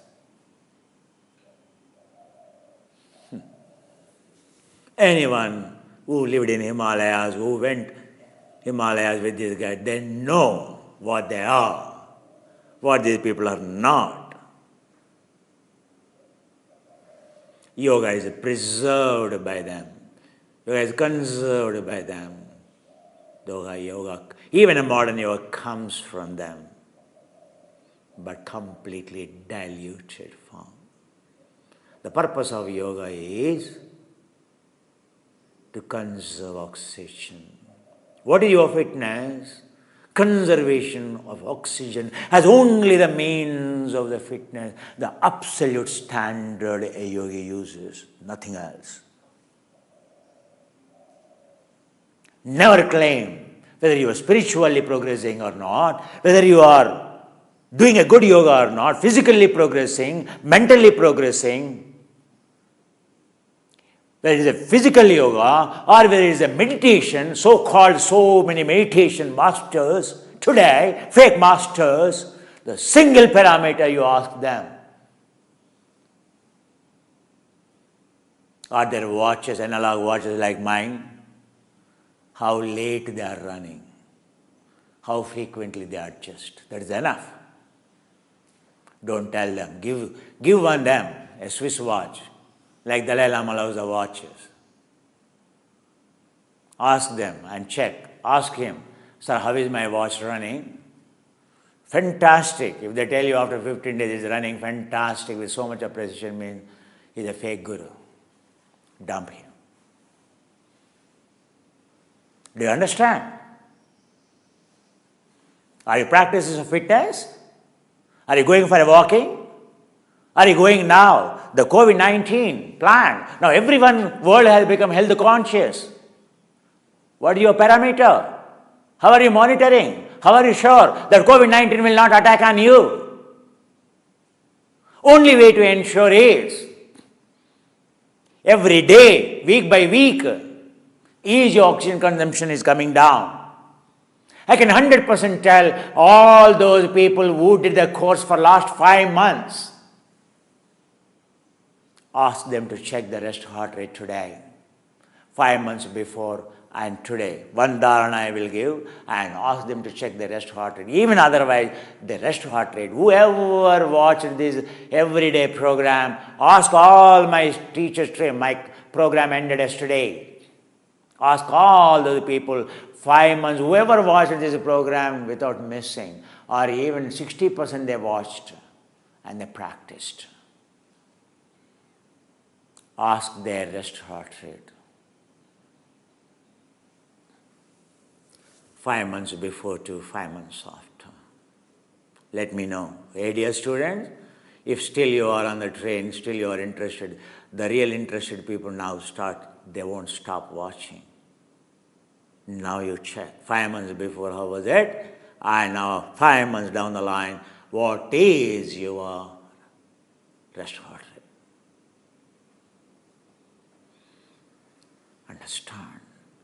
Your fitness is whether you have to go on a walking, whether you have to go on a running, whether you have to go to the gym, the damn psychology of the Indians never interested in gold. Now Indians interested in going to the gym, going for a walking.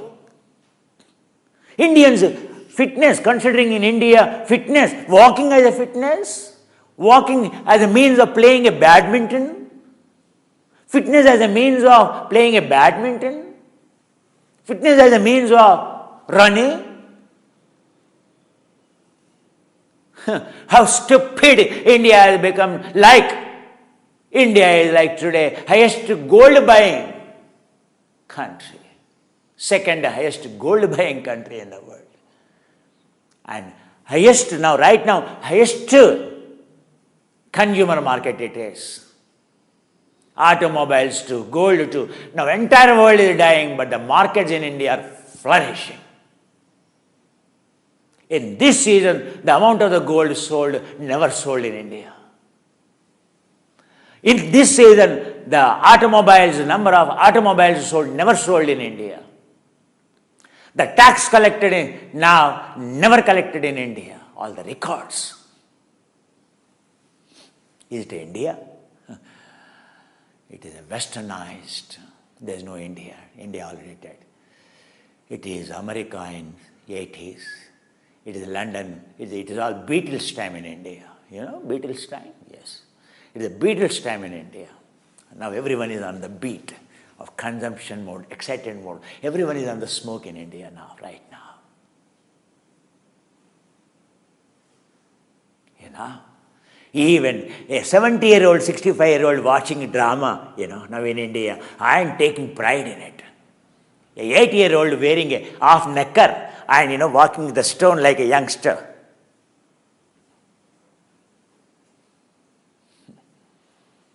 Posing and dyeing their hair. That is the transition. The great transition. Yes. Your fitness is a fraud, I am telling you, unless you add science to your fitness. The technology is given in the last 5 months to my students, like any yoga technology, any yogi technologies. Don't talk about yoga if your rest heart rate is not less than 25 or 30.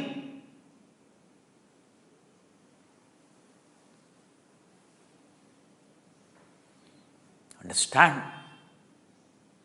Everyone is a yoga expert. Without any validation. Do you think yoga means without any validation? You call Nobel, you give a Nobel Prize to Nobel Prize in the chemistry, Nobel Prize in the medicine, a Nobel Prize in physics, Nobel Prize for a peace without any validation?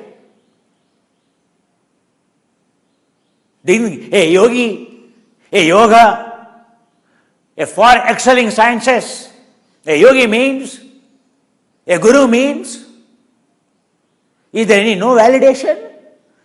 And is the Nobel, do you know? Nobel Prize, today you call Nobel Prize. What is the history of Nobel Prize? Maybe 100 years, maybe 150 years.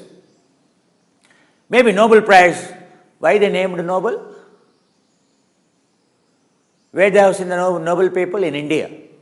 Arya means noble. Noble means the one who is enlightened. A yogi is called a noble person. The highest level in any field is called today, a Nobel Prize is given to call is a Nobel. Nobel is a Nobel, is a noble. Anyone can follow him. Anyone can learn from him in that field. That is the level of perfection. Every yogi is called a noble. Arya means noble man. Who is a noble man? Not the one, whether the one who got the Nobel Prize. He is not a noble man. He can be a sadist at home. He can be a vulture at the culture. Look, check his oxygen consumption. It will be very high. In India, there is a criteria. A noble man. Every yogi is called a Nobel Prize winner in India. He conquered immortality. That's why they are called a Nobel Prize winners. There is no more birth. They are called noble man. Who said? Buddha. And before Buddha. Even my childhood I used to write even my school to the teacher, to Guru. Arya, my leave letter to every requisition, every letter to in the school has to be addressed by Arya. Arya, hey noble sir. Guru means noble, fully enlightened. That is the culture. Now the students, they do not even know how to address a leave letter. Arya. A letter has to begin. Arya. Now there is a community in India called Arya. Their surname is Arya. That is the legacy. You know Aryans? Whoever traveled in Silk Route, they are called Aryans. They traveled, they got developed, they detached, they became yogis, they have become Aryans. Silk Route is called. Who traveled on Silk Route? Aryans. That is the route of Aryans. It is not Aryans traveled in that route, my dear. Ignorant people, anyone traveled in that Silk Route has become an Aryan. World should understand. What is the word Aryan? Who used Aryan? Arya is the word used precisely by the Buddha. Hey monks, he is called an Arya. He is no more an ordinary person. Arya, Arihanta, Arya, no enemy left out. He has no weakness. He conquered the world within him. He finished. Arya. Nothing to conquer inside. Arya, Arya, Hari, Hari, Hari, Hari, Hari, Hari, Hari, Hari, Hari, Hari, Ram. Oh, Hari, Hari, Hari, Hari, Hari, Hari. Namo Arahanto, Namo Arahanto, Namo Arahanto, Namo Arahanto. Arya, Arya, Arya.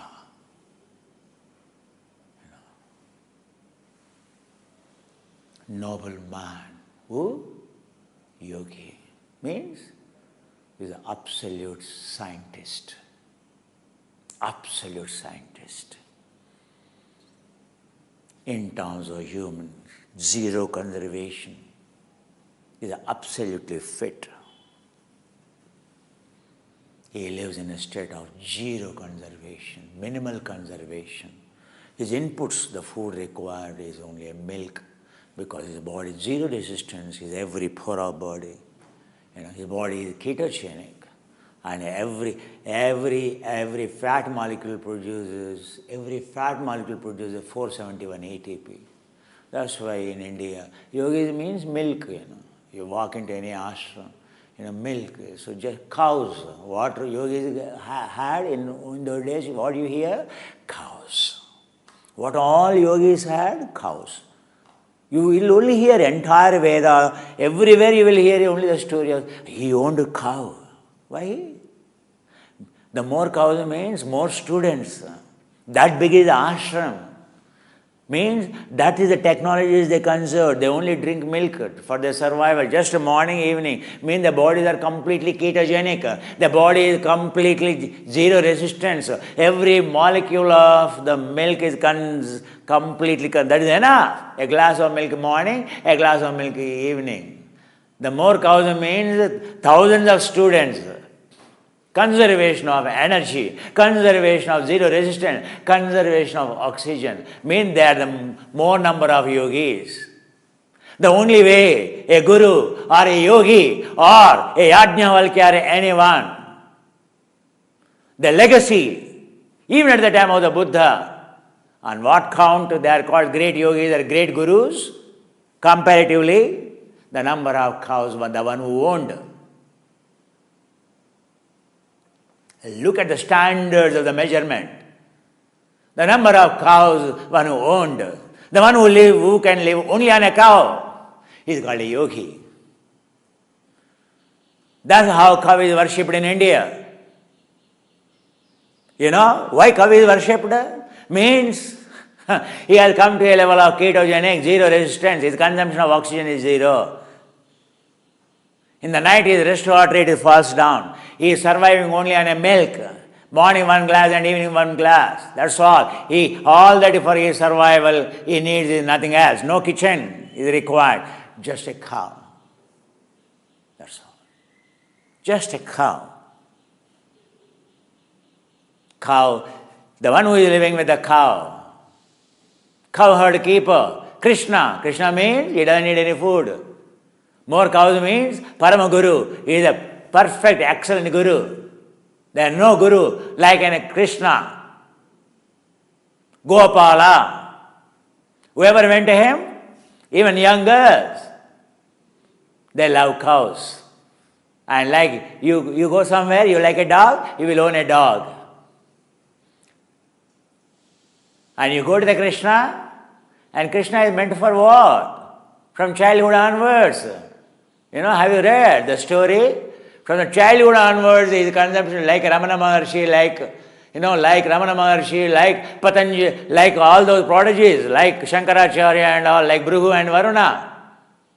Krishna, what he consumed in childhood? Only milk. As he grew up also, as he left his cow, always you see on the back, what is there? Cow. Whole life he remained with the cow only. He never left cow because he is a king. Every frame you see of the Krishna, you will see on the back a cow. Cow is called Kamadhenu. Do you understand? In Sanskrit it is called Kamadhenu. Why is it called Kamadhenu? The one who conquered the desire. And the one whose consumption is zero. The one who is living on a cow. Cow milk. What what is not given by anyone. All his life is only a cow. That's all. A cow you have means you don't need anything else. Don't misunderstand, because in cow every part is good. No. It is all about, entire story of Krishna is only about milk and cow. Gopala Chudamani.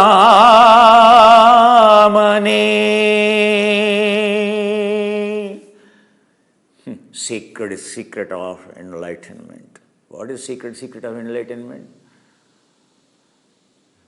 How do you know? One whose food is just a milk can survive. Whether he attained zero resistance or not. Technology is of zero resistance. Technology is of ketogenic. Ketogenic means not on a keto diet. More than enough. Tibetans' lifestyle is like that only. All that they live, yak milk. Yak is not like a Holstein Friesian cow which gives 25 liters. It can't give more than maximum 2-3 liters of milk. It can give soon after parturition, not more than that. The moment I say cow means no, it gives 25. No, a cow which gives 20-25 liters of milk is not considered as a cow worshipping. A cow which gives only low milk is the quality of the cow, and cow milk is important than the volume of the milk it gives. In India, the expensive ghee is not Holstein Friesian cow ghee or any cow ghee. It is a Gir cow. Understand? Which gives very less milk, but the highest quality. You have that ghee, it feels lighter. Any other ghee makes you fat and makes you heavy, feel you. The ghee on our website, you check. What is fitness? Now you understand? The damn scale we take of the Vinson or world record athlete holder, that is an ordinary man's. Even an ordinary man's parameters of the respiratory exchange ratio you take, or you take VO2 max you take, or rest heart rate you take. The one who lives in a Himalayas, ordinary a Himalayan, respecting that culture, whoever lives, is far superior in terms of a world best athletes, in terms of a physical fitness assessment parameters.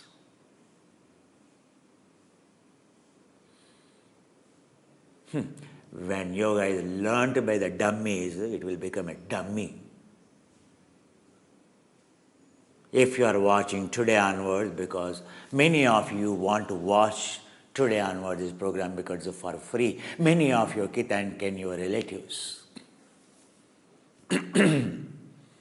The yoga which I teach in next 15 days or even later is going to be completely science-based. Tomorrow onwards, I told you, I will show you the statistics so that you will understand, and all the delusions of your fitness will vanish completely. That's how we will realize what diet we need to have. What should be the number of calories we require, depending on what you do, what kind of yoga you do, or what kind of a job you do. Based on that data, I will explain it to you. Today is the first day into our 15-day journey. I'm giving you introduction to 15 days Yoga Paksha. We will have full moon day on 10th day, auspicious. And then on, again, Sandhikala, 5th day or 6th day of, a moon declining period. In these 15 days, what you can achieve, what you can learn, something will remain, something will be helpful forever in your life. A guru will never waste his time, first of all. Forget about your time. Understand? It is all about understanding a fitness. A yogi means that no fitness is the highest than the yogis. Are you? Are you practicing yoga? Or any other fitness program? Check. On these parameters today I explained it to you. Prove that you are a yogi, or you are practicing a yoga and you are practicing a correct yoga. You can survive just on a milk, completely relaxed, totally relaxed. My face is turning red color because I am shouting at you. If you shouted the same voice, have you seen? Your face turns completely red color. Is my body, is there any tension when I am shouting at you? Have you seen? When you are shouting at your wife, have you seen? How is your body? Have you seen? Body is vibrating or not? Now you are vibrating with my shouting. But have you seen me? What you have to notice? Have you seen me? How relaxed I am standing very coolly and shouting at you. That's why my watch is running low. That's why my wristwatch rate is low. Have you seen how coolly I am shouting at you? How coolly I am shouting at you. Can you shout coolly at anyone? If you only learn to shout coolly at anyone, you are called a yogi. Everyone will worship you. You will become a guru. Understand? That is a huge difference, my dear. You bring even hundreds and thousands of the people in front of me. I shout, not going panicky.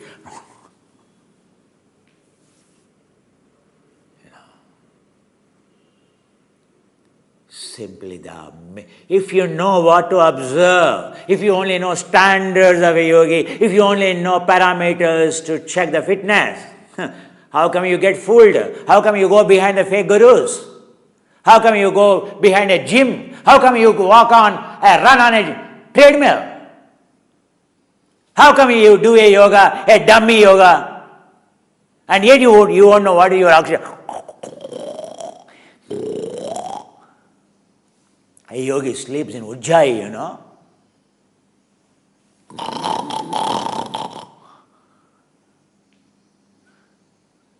Diabetic yogis, hypertension yogis,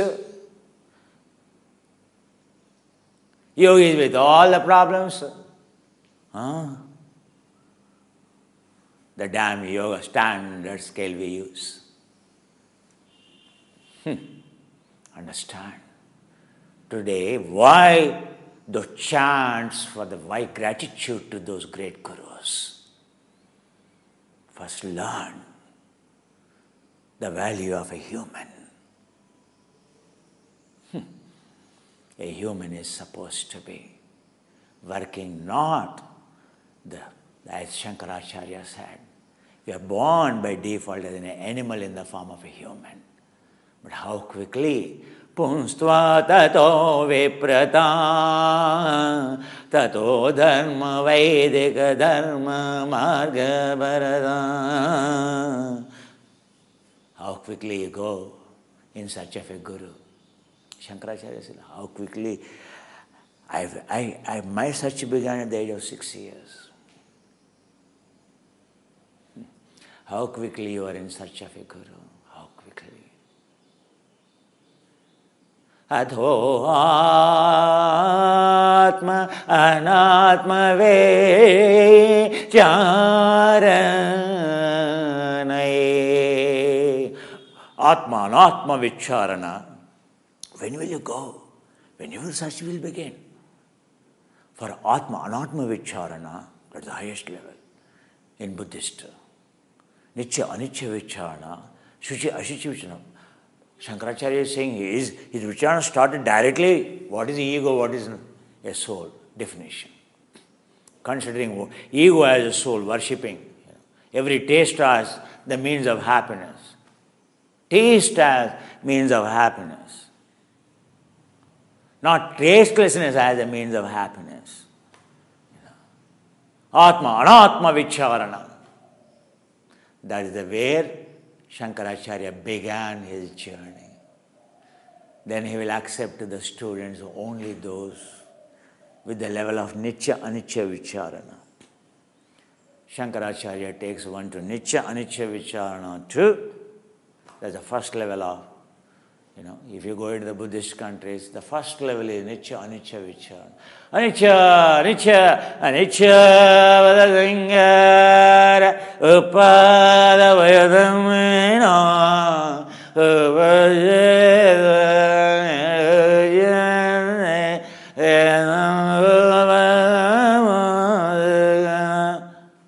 Anicca Vadasangara Upadhavayadamino Upachitva Nirujjane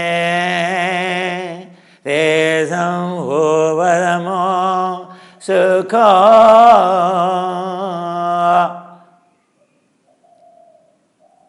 Anicca. That is where a beginner begins. Then he will understand. Sabhe Sankara Anicchate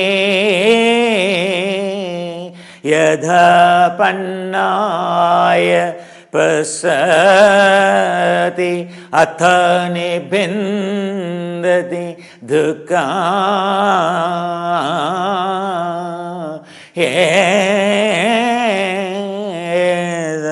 Maga Visuddhya Yogamatma Visuddhaya.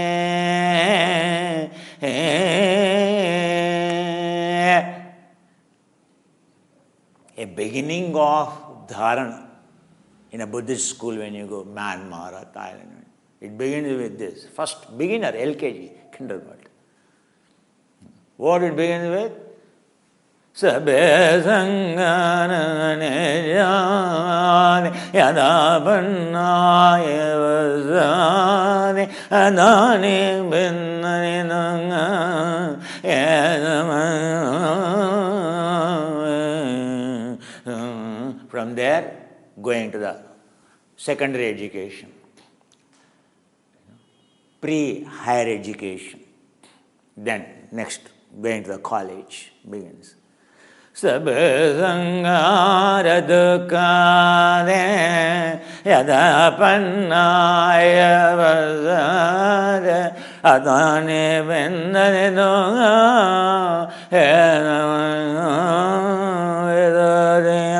By then, he stopped already showing an interest. Whatever is tasty, it kills you at the end. That's why he is no more interested in the tasty world. He is no more interested in loving his intellect, his intelligence. No more he is interested in, loving ice cream, loving TV, loving any of these tasty things. No more he is interested. And he knows watching it, oh my God, chemistry, said, I'm killing, oh my God.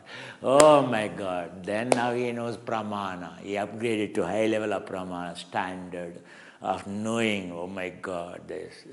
He is not even inclined to look at it. You keep him on the dining table, the best sweet, the expensive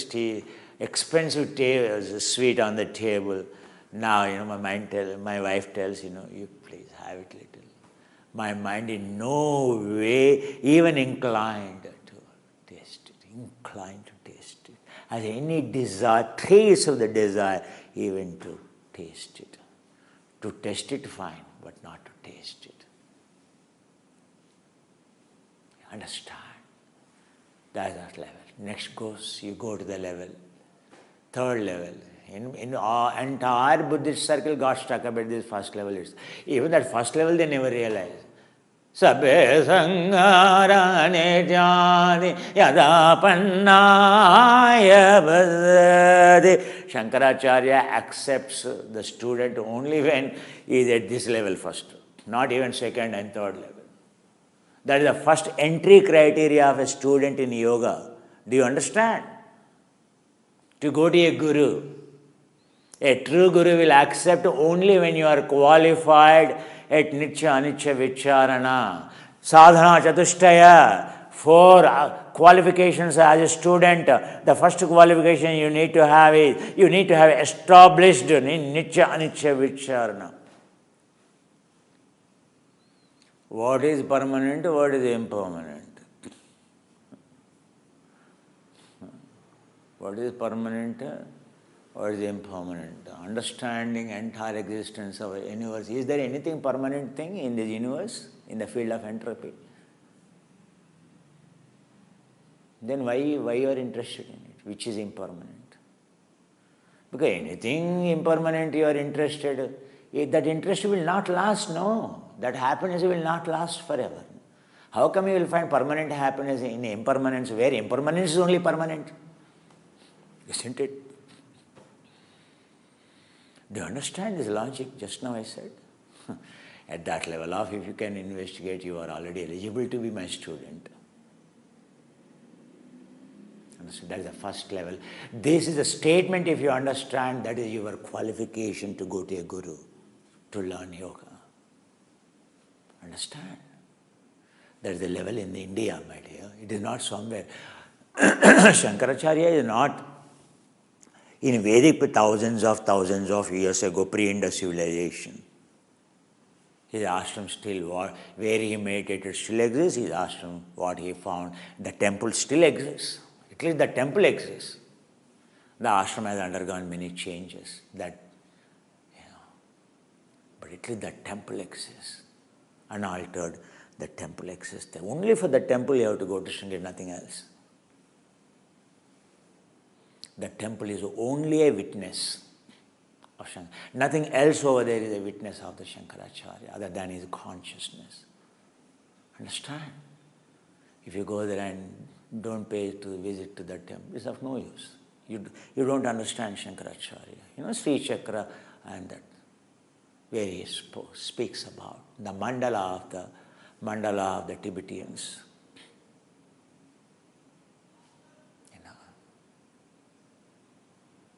The first level Shankaracharya, where is Buddhist school, after intense meditation you have to realize, then at least how many years you are taking in Buddhist school meditating on only Nitya Anicca Vicharana meditation? Whole life? Are you fool? Are you stupid? You are a failure candidate.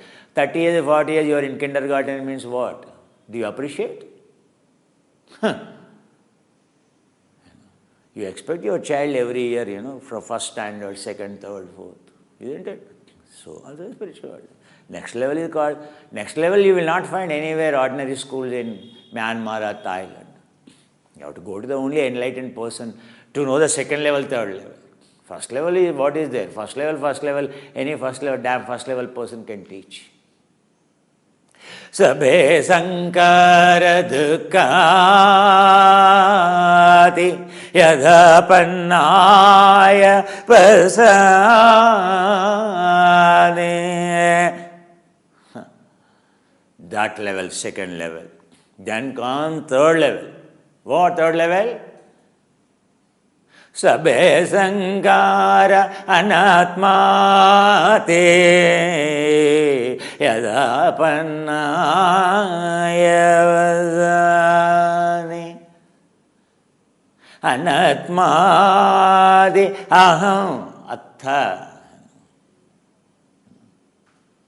nebhindari dukkha edamago Vesudaya. Shankaracharya is telling where his journey began, not Nitya Anicca Vicharana. He told his mom, for what? I'm going for Nitya Nitya Vicharana, Sukha Dukkha Vicharana. He told, though he doesn't know vocabulary at that time, he asked his mom, what?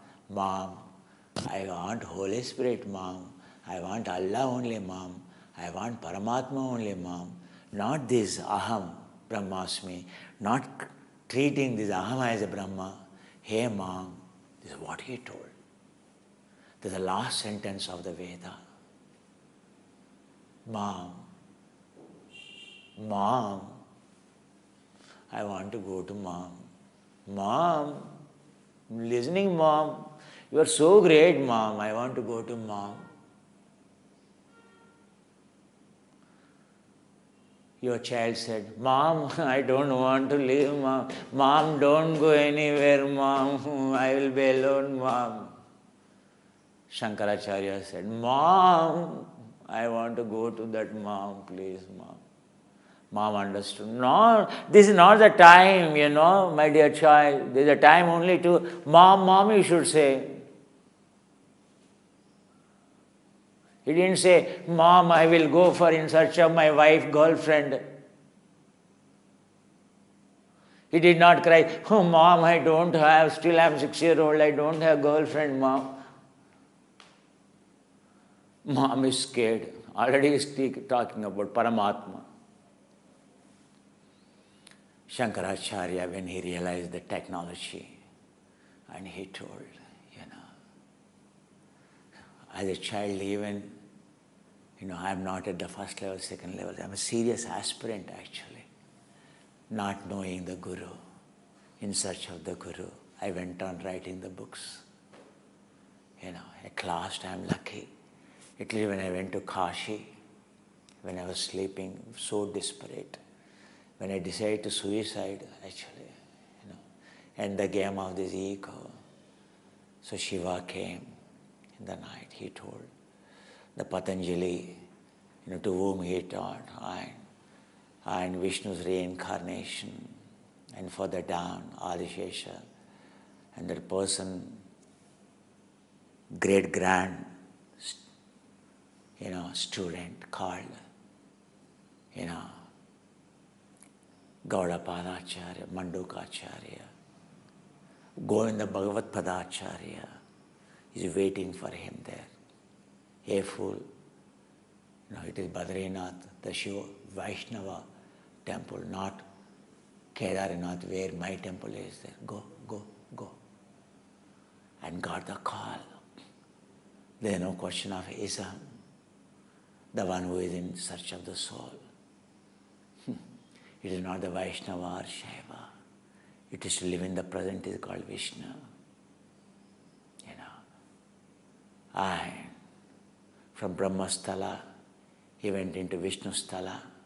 From Vishnusthala, then he went into the Rudrasthala. These are the 3 sthalas. First comes Brahmasthala, then comes Badrinath, then comes Kedarnath.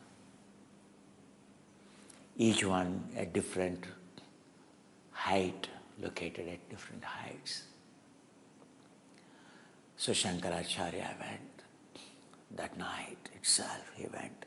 Like Dalai Lama endured cold, utter cold. Dalai Lama endured the tedious journey. Which peak is only Sherpa knows. Because he's a king, he never had an opportunity. Even there was no need for him to actually go like that. But he's a Lama. Had the technologies with him, practiced every day. From age of 2.5 years. Shankaracharya, there is no place in India in search of the Guru. In search of a Guru, there is no cave in which he did not stop searching. He ended up only meditating without a Guru. Now he ended up in a cave with a Guru called Govinda Bhagavat Padacharya. Then he realized the technique of self-realization, self-actualization called Atma Anatma Vicharana. Then he said, oh my God, at the age of 6.5 years itself, I'm looking for a Guru. I never got it. I told my mom, But now I got Guru, true Guru now I got. That's why after he met his Guru, every text begins with Govinda. Every text begins Govinda. Any text begins with the Govinda means it is after enlightenment. Any text began without Govinda, not later on his students added, let me tell you, means that is before enlightenment, before he discovered the path. Still he is in search of the path. He cried for in front of every angel in India worshipped. There is no angel which he did not worship, for whom he has written a stotra. Heart will melt away when you read, when you chant. He chants his crying soul, requesting for technology to the Saraswati, to the Lakshmi, to every. No angel for whom he has not written, whom he has not put his petition to show a Guru. At last, his soul search is answered. Understand? Search in India is only for a Guru. No one knows Lama is called a Guru. Rinpoche is called a Guru. No one knows. Because vocabulary is different. Understand? From whom you have to learn yoga? Guru Brahma, Guru Vishnu, Guru Devo Maheshwara,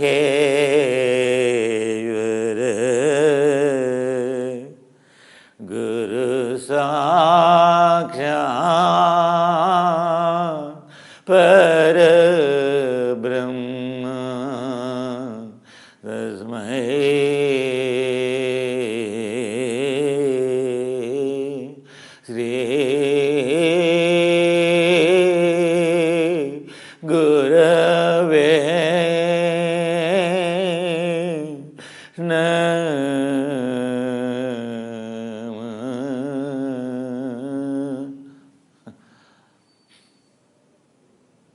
in search of a Guru. Tasmai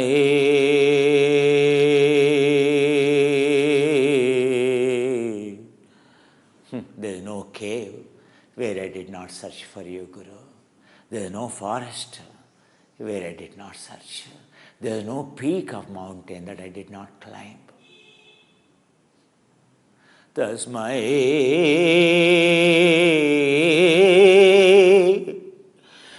Re Tasmai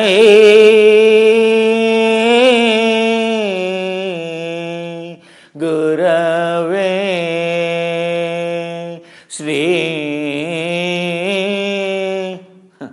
When he met the Guru, Govinda Bhagavat Padacharya in Badrinath, first shloka is this, he chanted. Guru Brahma, Guru Vishnu, Guru Deva Maheshwara,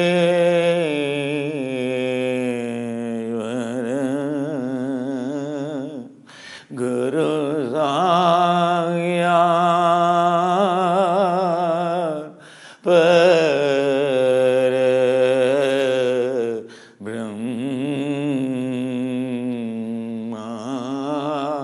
From the age of 6 years, I went everywhere, every peak, every cave, every forest. Oh Guru, Tasmai.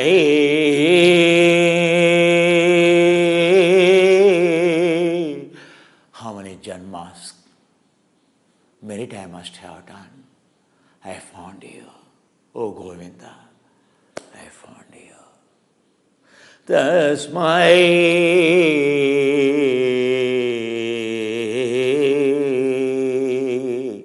My search has come to an end. Sri.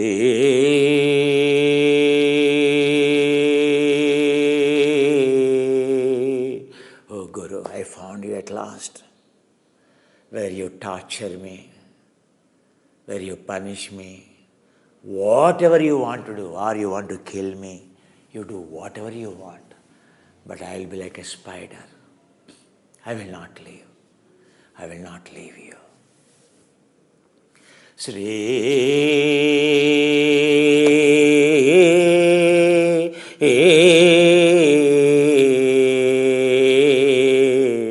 Gurave. I found Gurave, not Guruvo, Gaurava. Gurave.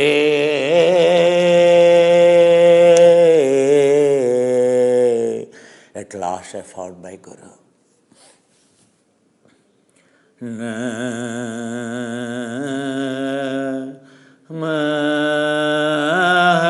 Aham. I left. Na. I left it already. I am at your lotus feet. Na ma aham. I left my ego already. Na. I left it. I am at your lotus feet. Namaha means I left my ego already. I left myself.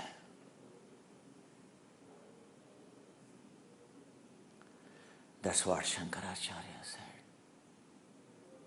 When he finally, then onwards, he practiced and he got enlightened completely. And every book he has written, only few books he has written, only few stotras that begin with Govinda.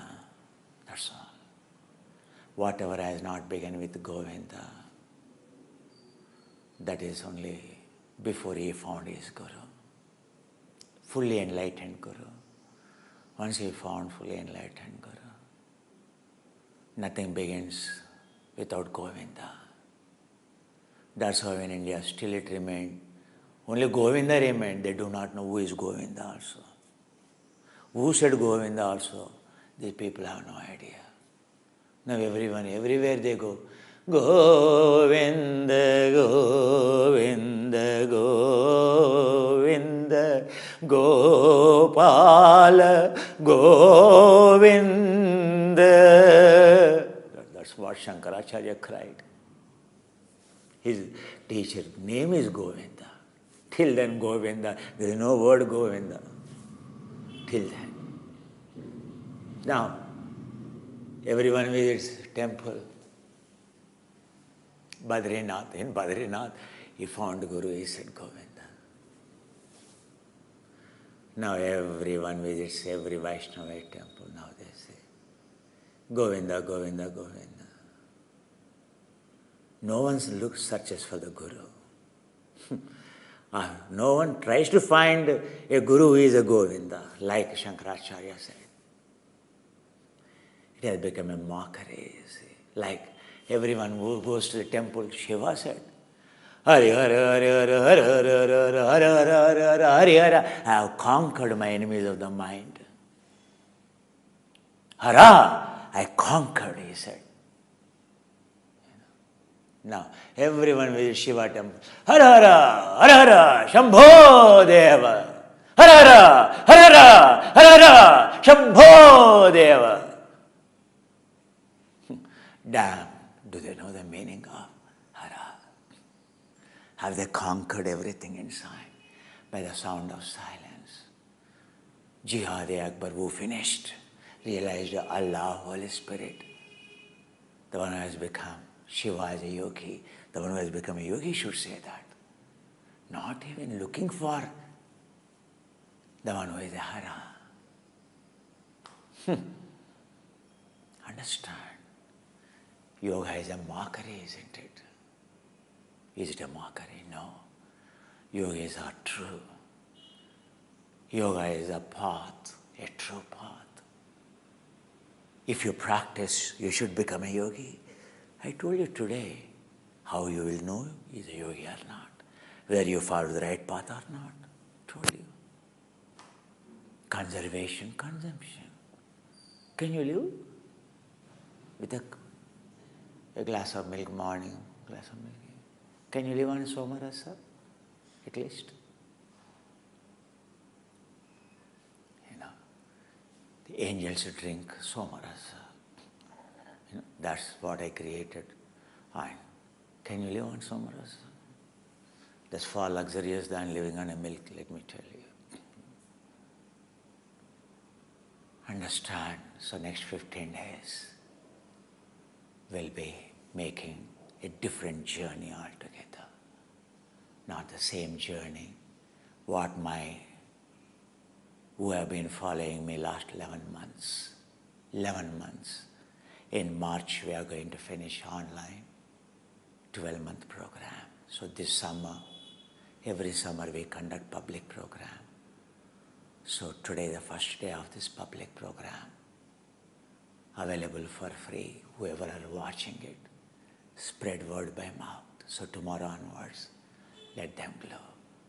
What they never heard, what they never learned, including my student, you will learn. Science, practice of you. Yes, scientific yoga, traditional systems of yoga. What makes you oxygen zero? What reduces? What is the fitness? What is the means of achieving it? How to practice it? Stay glued. Understand? That's how we continue our journey. Thank you all. Welcoming you all for this opening ceremony. The ending ceremony, opening ceremony is same. It's a welcoming ceremony for you. Understand?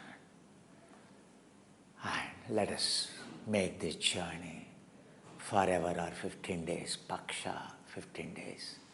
Anything in India practiced either for Sapta, 1 week, or a Pakshami, or 15 days. Or a Masa, 30 days. Or Artha, Samvatsara, 6 months. Or 3 months, Traimasika, Masika, Traimasika, Ardha Samvatsara. No one say,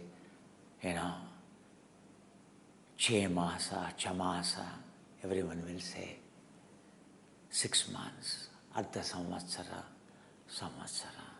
Vatsara. The one who understood will become completely devoted for the Guru, trying to chase the time and space called Samvatsara. Vatsara is celebrated. Have you become a Vatsara or not, a true devotee or not, by 1 year? Ardha Vatsara means by 6 months you should have already devoted completely, if not maximum Samvatsara, 1 year. Even after 1 year you have not devoted, you do not know the Guru means you will never be devoted. Samvatsara. The very name of Samvatsara is that a disciple who is going to a Guru, like my watch, monitoring on, Guru will tell, Vatsa, the one who surrendered, Vatsa, my son, who have come to you to conquer the journey of the time and space. The one who is not more, the one who is ending, Vata means lifespan. Your breath will decide your lifespan, breath rate will decide. Vata, Asu, Ayushu. The one who conquers the breath is called Vatsa, Vatsara, Samvatsara. That's how in Sanskrit a year is called Samvatsara. Once upon a time. That is a measurement of a student coming to a Guru. Vatsa, when you become completely surrendered, devoted, then he will call you Vatsa. How you acquired to be called that qualification, Vatsa? Hey, my dear son. You will say, you are my father, you are everything to me, you are everything to me, gone, everything.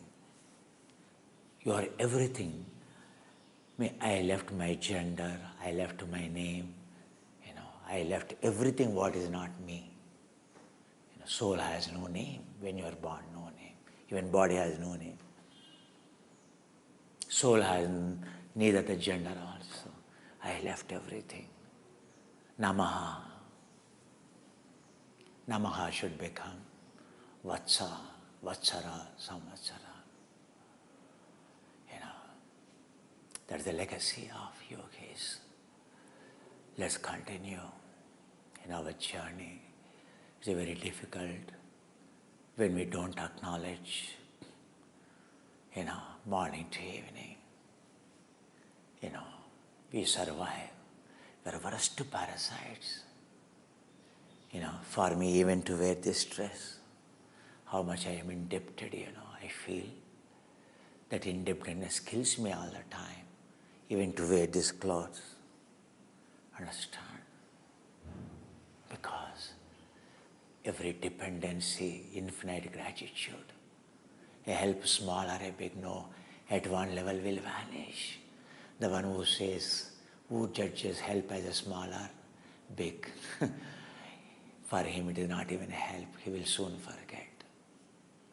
For a help, there is no small or a big. It is infinite. The gratitude is infinite. For me, every moment, what I live, the world around us, what God has given us, can't you see? Without Him, without that grain on your plate, without the plate itself, without the cup itself, without the dress, what are you? Without mother itself, where is your body? Tell me. How come? You have become I. Where is I? Call whose it is. Where is I? You don't own anything. That body belongs to mother. And that milk given by her belongs to her. Then rest everything. What is yours? Tell me. You call I. What is yours? Air you breathe in yours. Water you drink yours. Whatever you are wearing, whatever you are, the car, have you made it? Anything which you enjoy or which you survive. Anything. Where is you? Where is I? Everything is. Someone's given, begged. That's why yogi says, Bhiksham Dehi. I'm only begging. We are only beggars, worst parasites. Instead of forgetting that you are a beggar, you feel, for what? This body doesn't belong to you, it is given by mother. Milk is given by her. Now today grains are given by someone. Each grain, each vegetable. How come you, I? Where is I? I.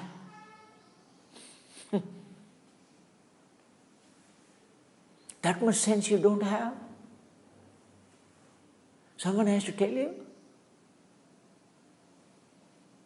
Where is this I? My? This body is, you have created it. Then you say I is my created body.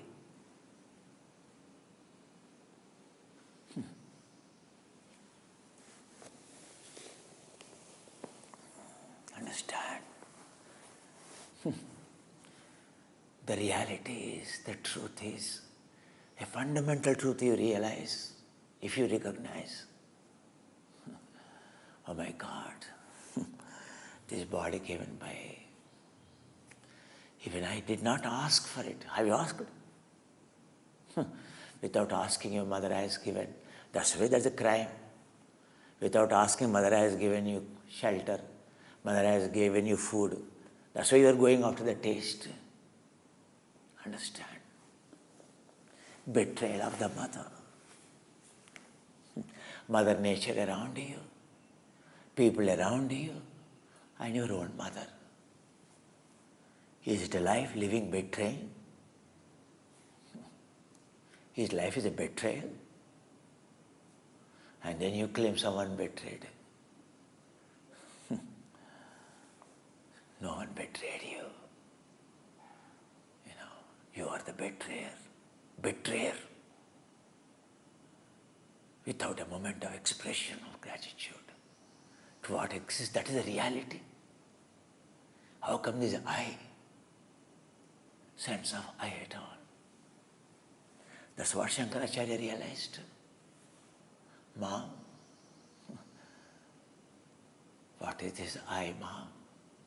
Aham Brahma, what is this I, Mom? You have given this.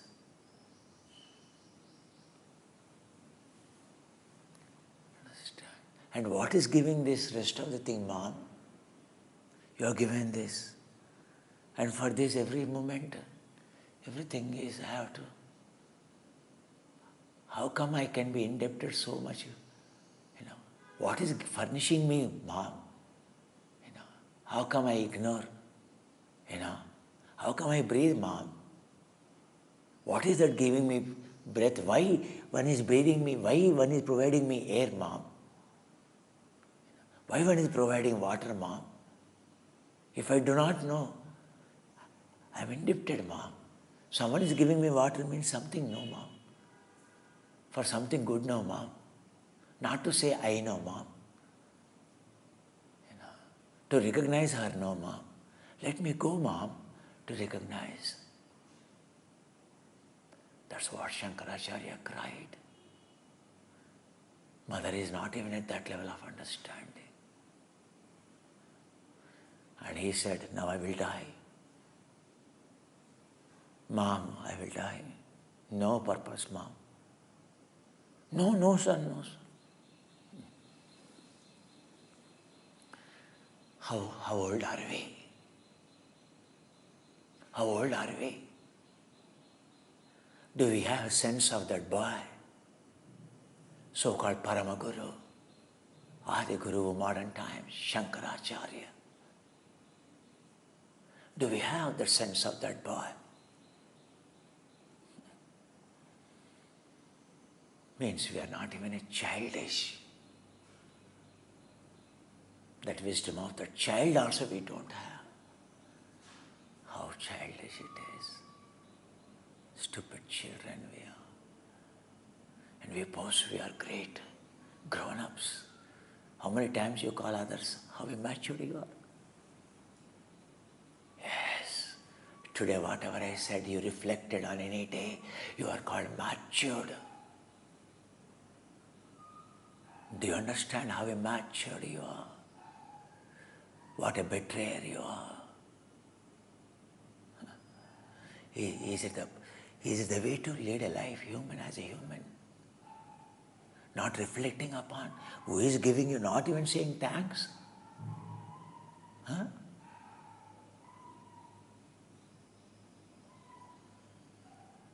There is a day called Thanksgiving Day. Everywhere it is there. It is not Thanksgiving Day. Every moment. Nothing else. Only Thanksgiving. We are born only for the Thanksgiving. Only to realize that we are born to give a Thanksgiving.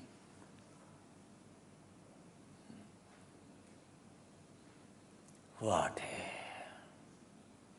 a yoga we think of practicing. Today you wanted to listen, isn't it? I think if this is yoga, tomorrow onwards, no, Mr. Kumar. Isn't it? This also thought goes on in your mind. Don't worry. This yoga, I want to tell you the purpose of yoga, means of yoga, what is the fitness, what is the conservation, what is the consumption. The things so far I have not discussed, we will discuss. We will educate ourselves about diet, what is not covered, and about means of fitness with the statistics, and practice what we have not practiced much. Stay glued. It is there on the YouTube. When you tell someone, ask them to first watch today the first public episode. So 15 days, we may even extend another 15 days. But after definitely Masika, we will not extend. The next course of meditation begins, yoga and meditation begins. But when the time is available, avail it, use it. Next 15 days or the next 1 month, whatever it is, understand.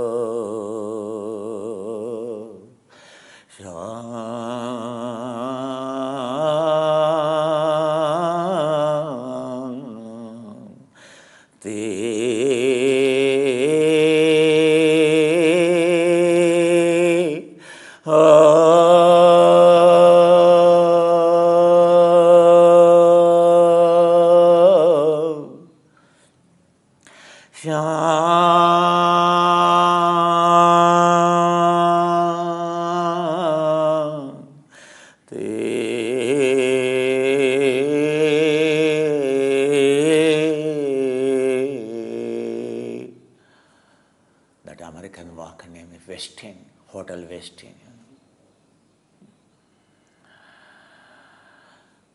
Oh,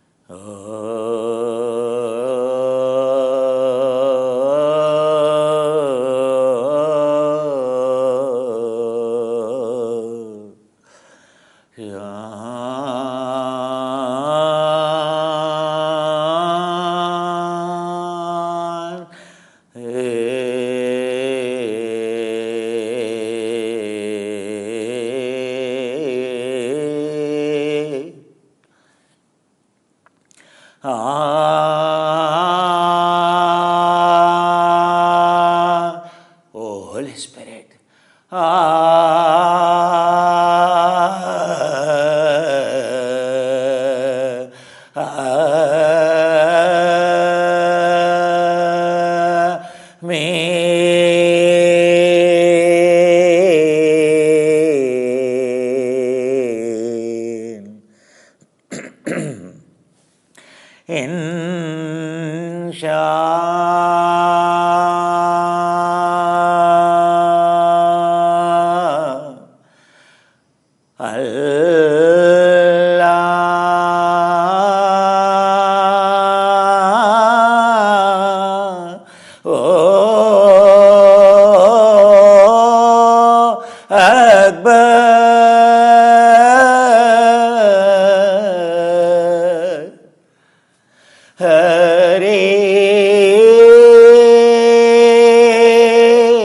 Where are you,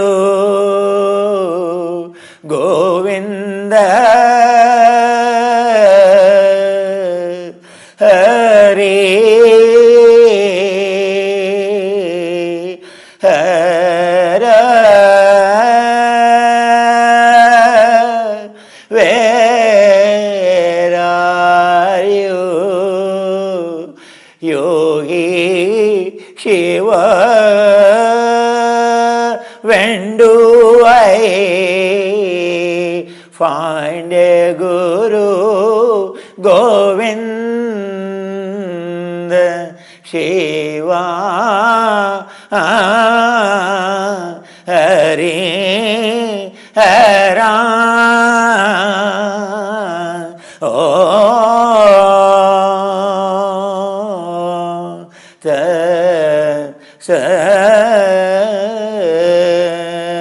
The path to the purification, the path of, goal, Holy Spirit. When do I find? The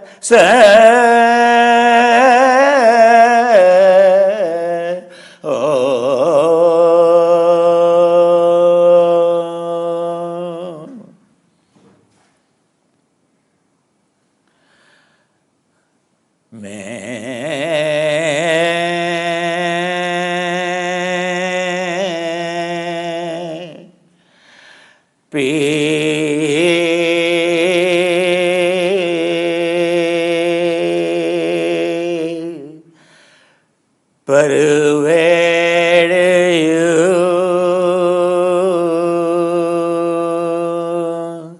may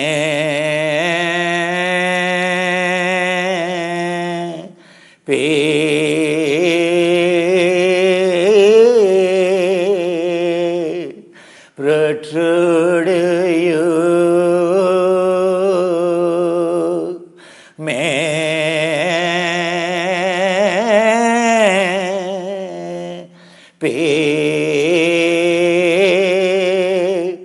percole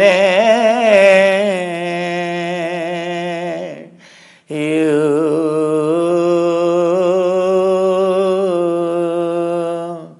may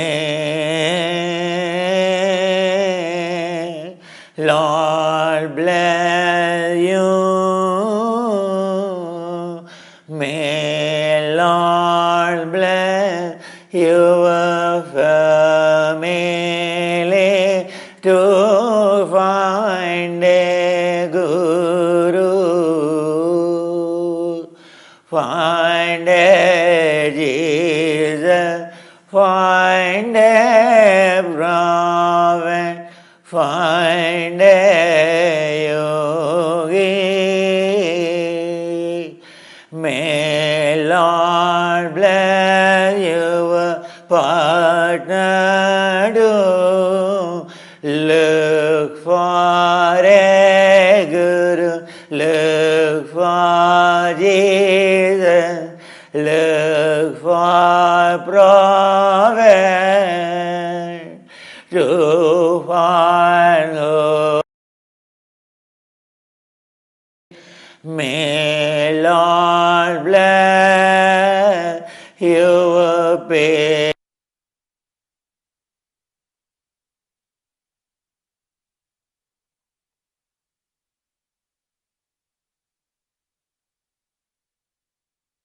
Seek Jesus, to seek a prophet, to realize Holy Spirit, realize Allah the Paramatma. May Lord bless your children, grandchildren, to seek like Shankara, to seek like Ramana, a Guru in search of Guru, to be blessed by Holy Spirit, Allah Paramatma. May Lord bless your sibling be seeking Guru, in search of Guru, in search of Jesus, in search of yogi, in search of prophet, to achieve goal of Holy Spirit, achieve goal of Allah.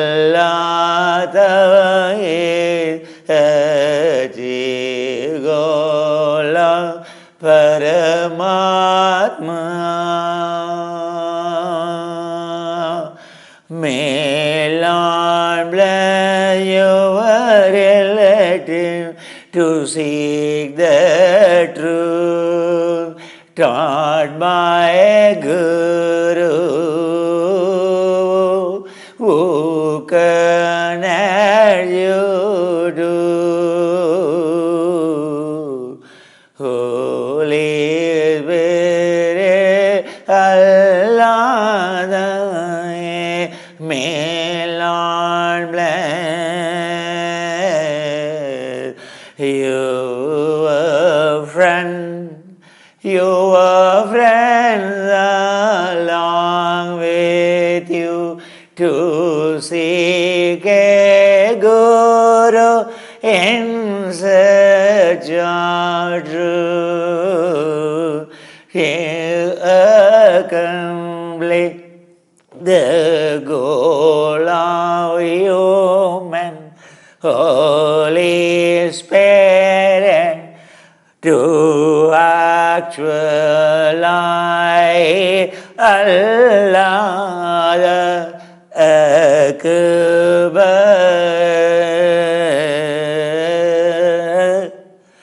Paramatma. May Lord bless your relative, your friends and colleagues to seek the path of truth, to find a Guru connects to absolute truth called Holy Spirit, singularity, zero entry, Allah the way. May Lord bless your community to seek a guidance of Guru.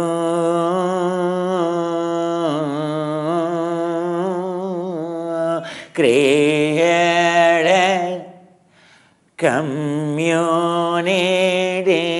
of seekers of the truth, seekers of Holy Spirit, Allah the Head, Paramatma. May Lord bless your village, may Lord bless your hamlet, your town, your city, your county, your province, your state, to change state of your mind, achieve the highest state of human mind by seeking the path of truth, to find a Guru, to connecting to Holy Spirit, Allah the way. May Lord bless your country to be like India. Once upon a time, seeking only truth and truth, looking for only a true Guru to realize Allah the Amen. Om Hari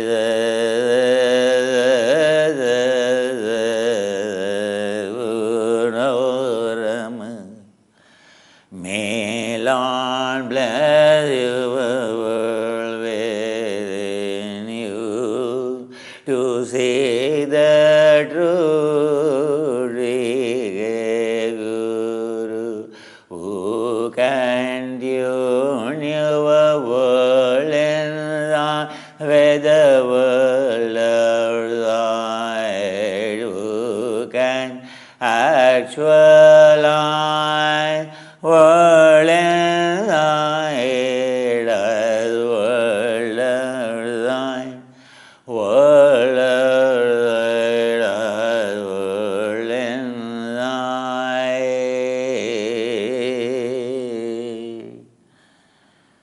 May I be grateful to you to connect to Holy Spirit, Allah Tawhid, Paramatma. May I express my gratitude to all those sacrifices of all those gurus.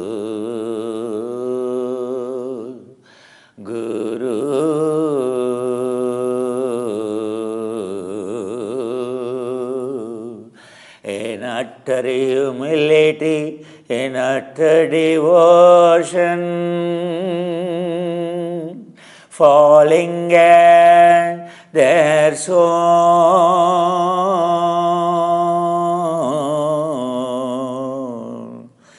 Namaste,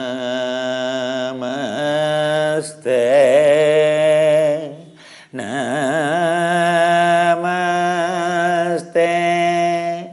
Namaste.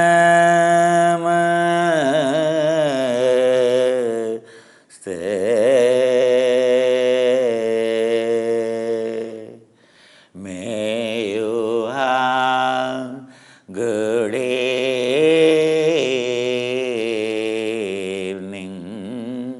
to find solace in Holy Spirit, Allah, peace of Paramatma. May you have good night, tuning in world of heaven, angels and beyond. May you have good morning.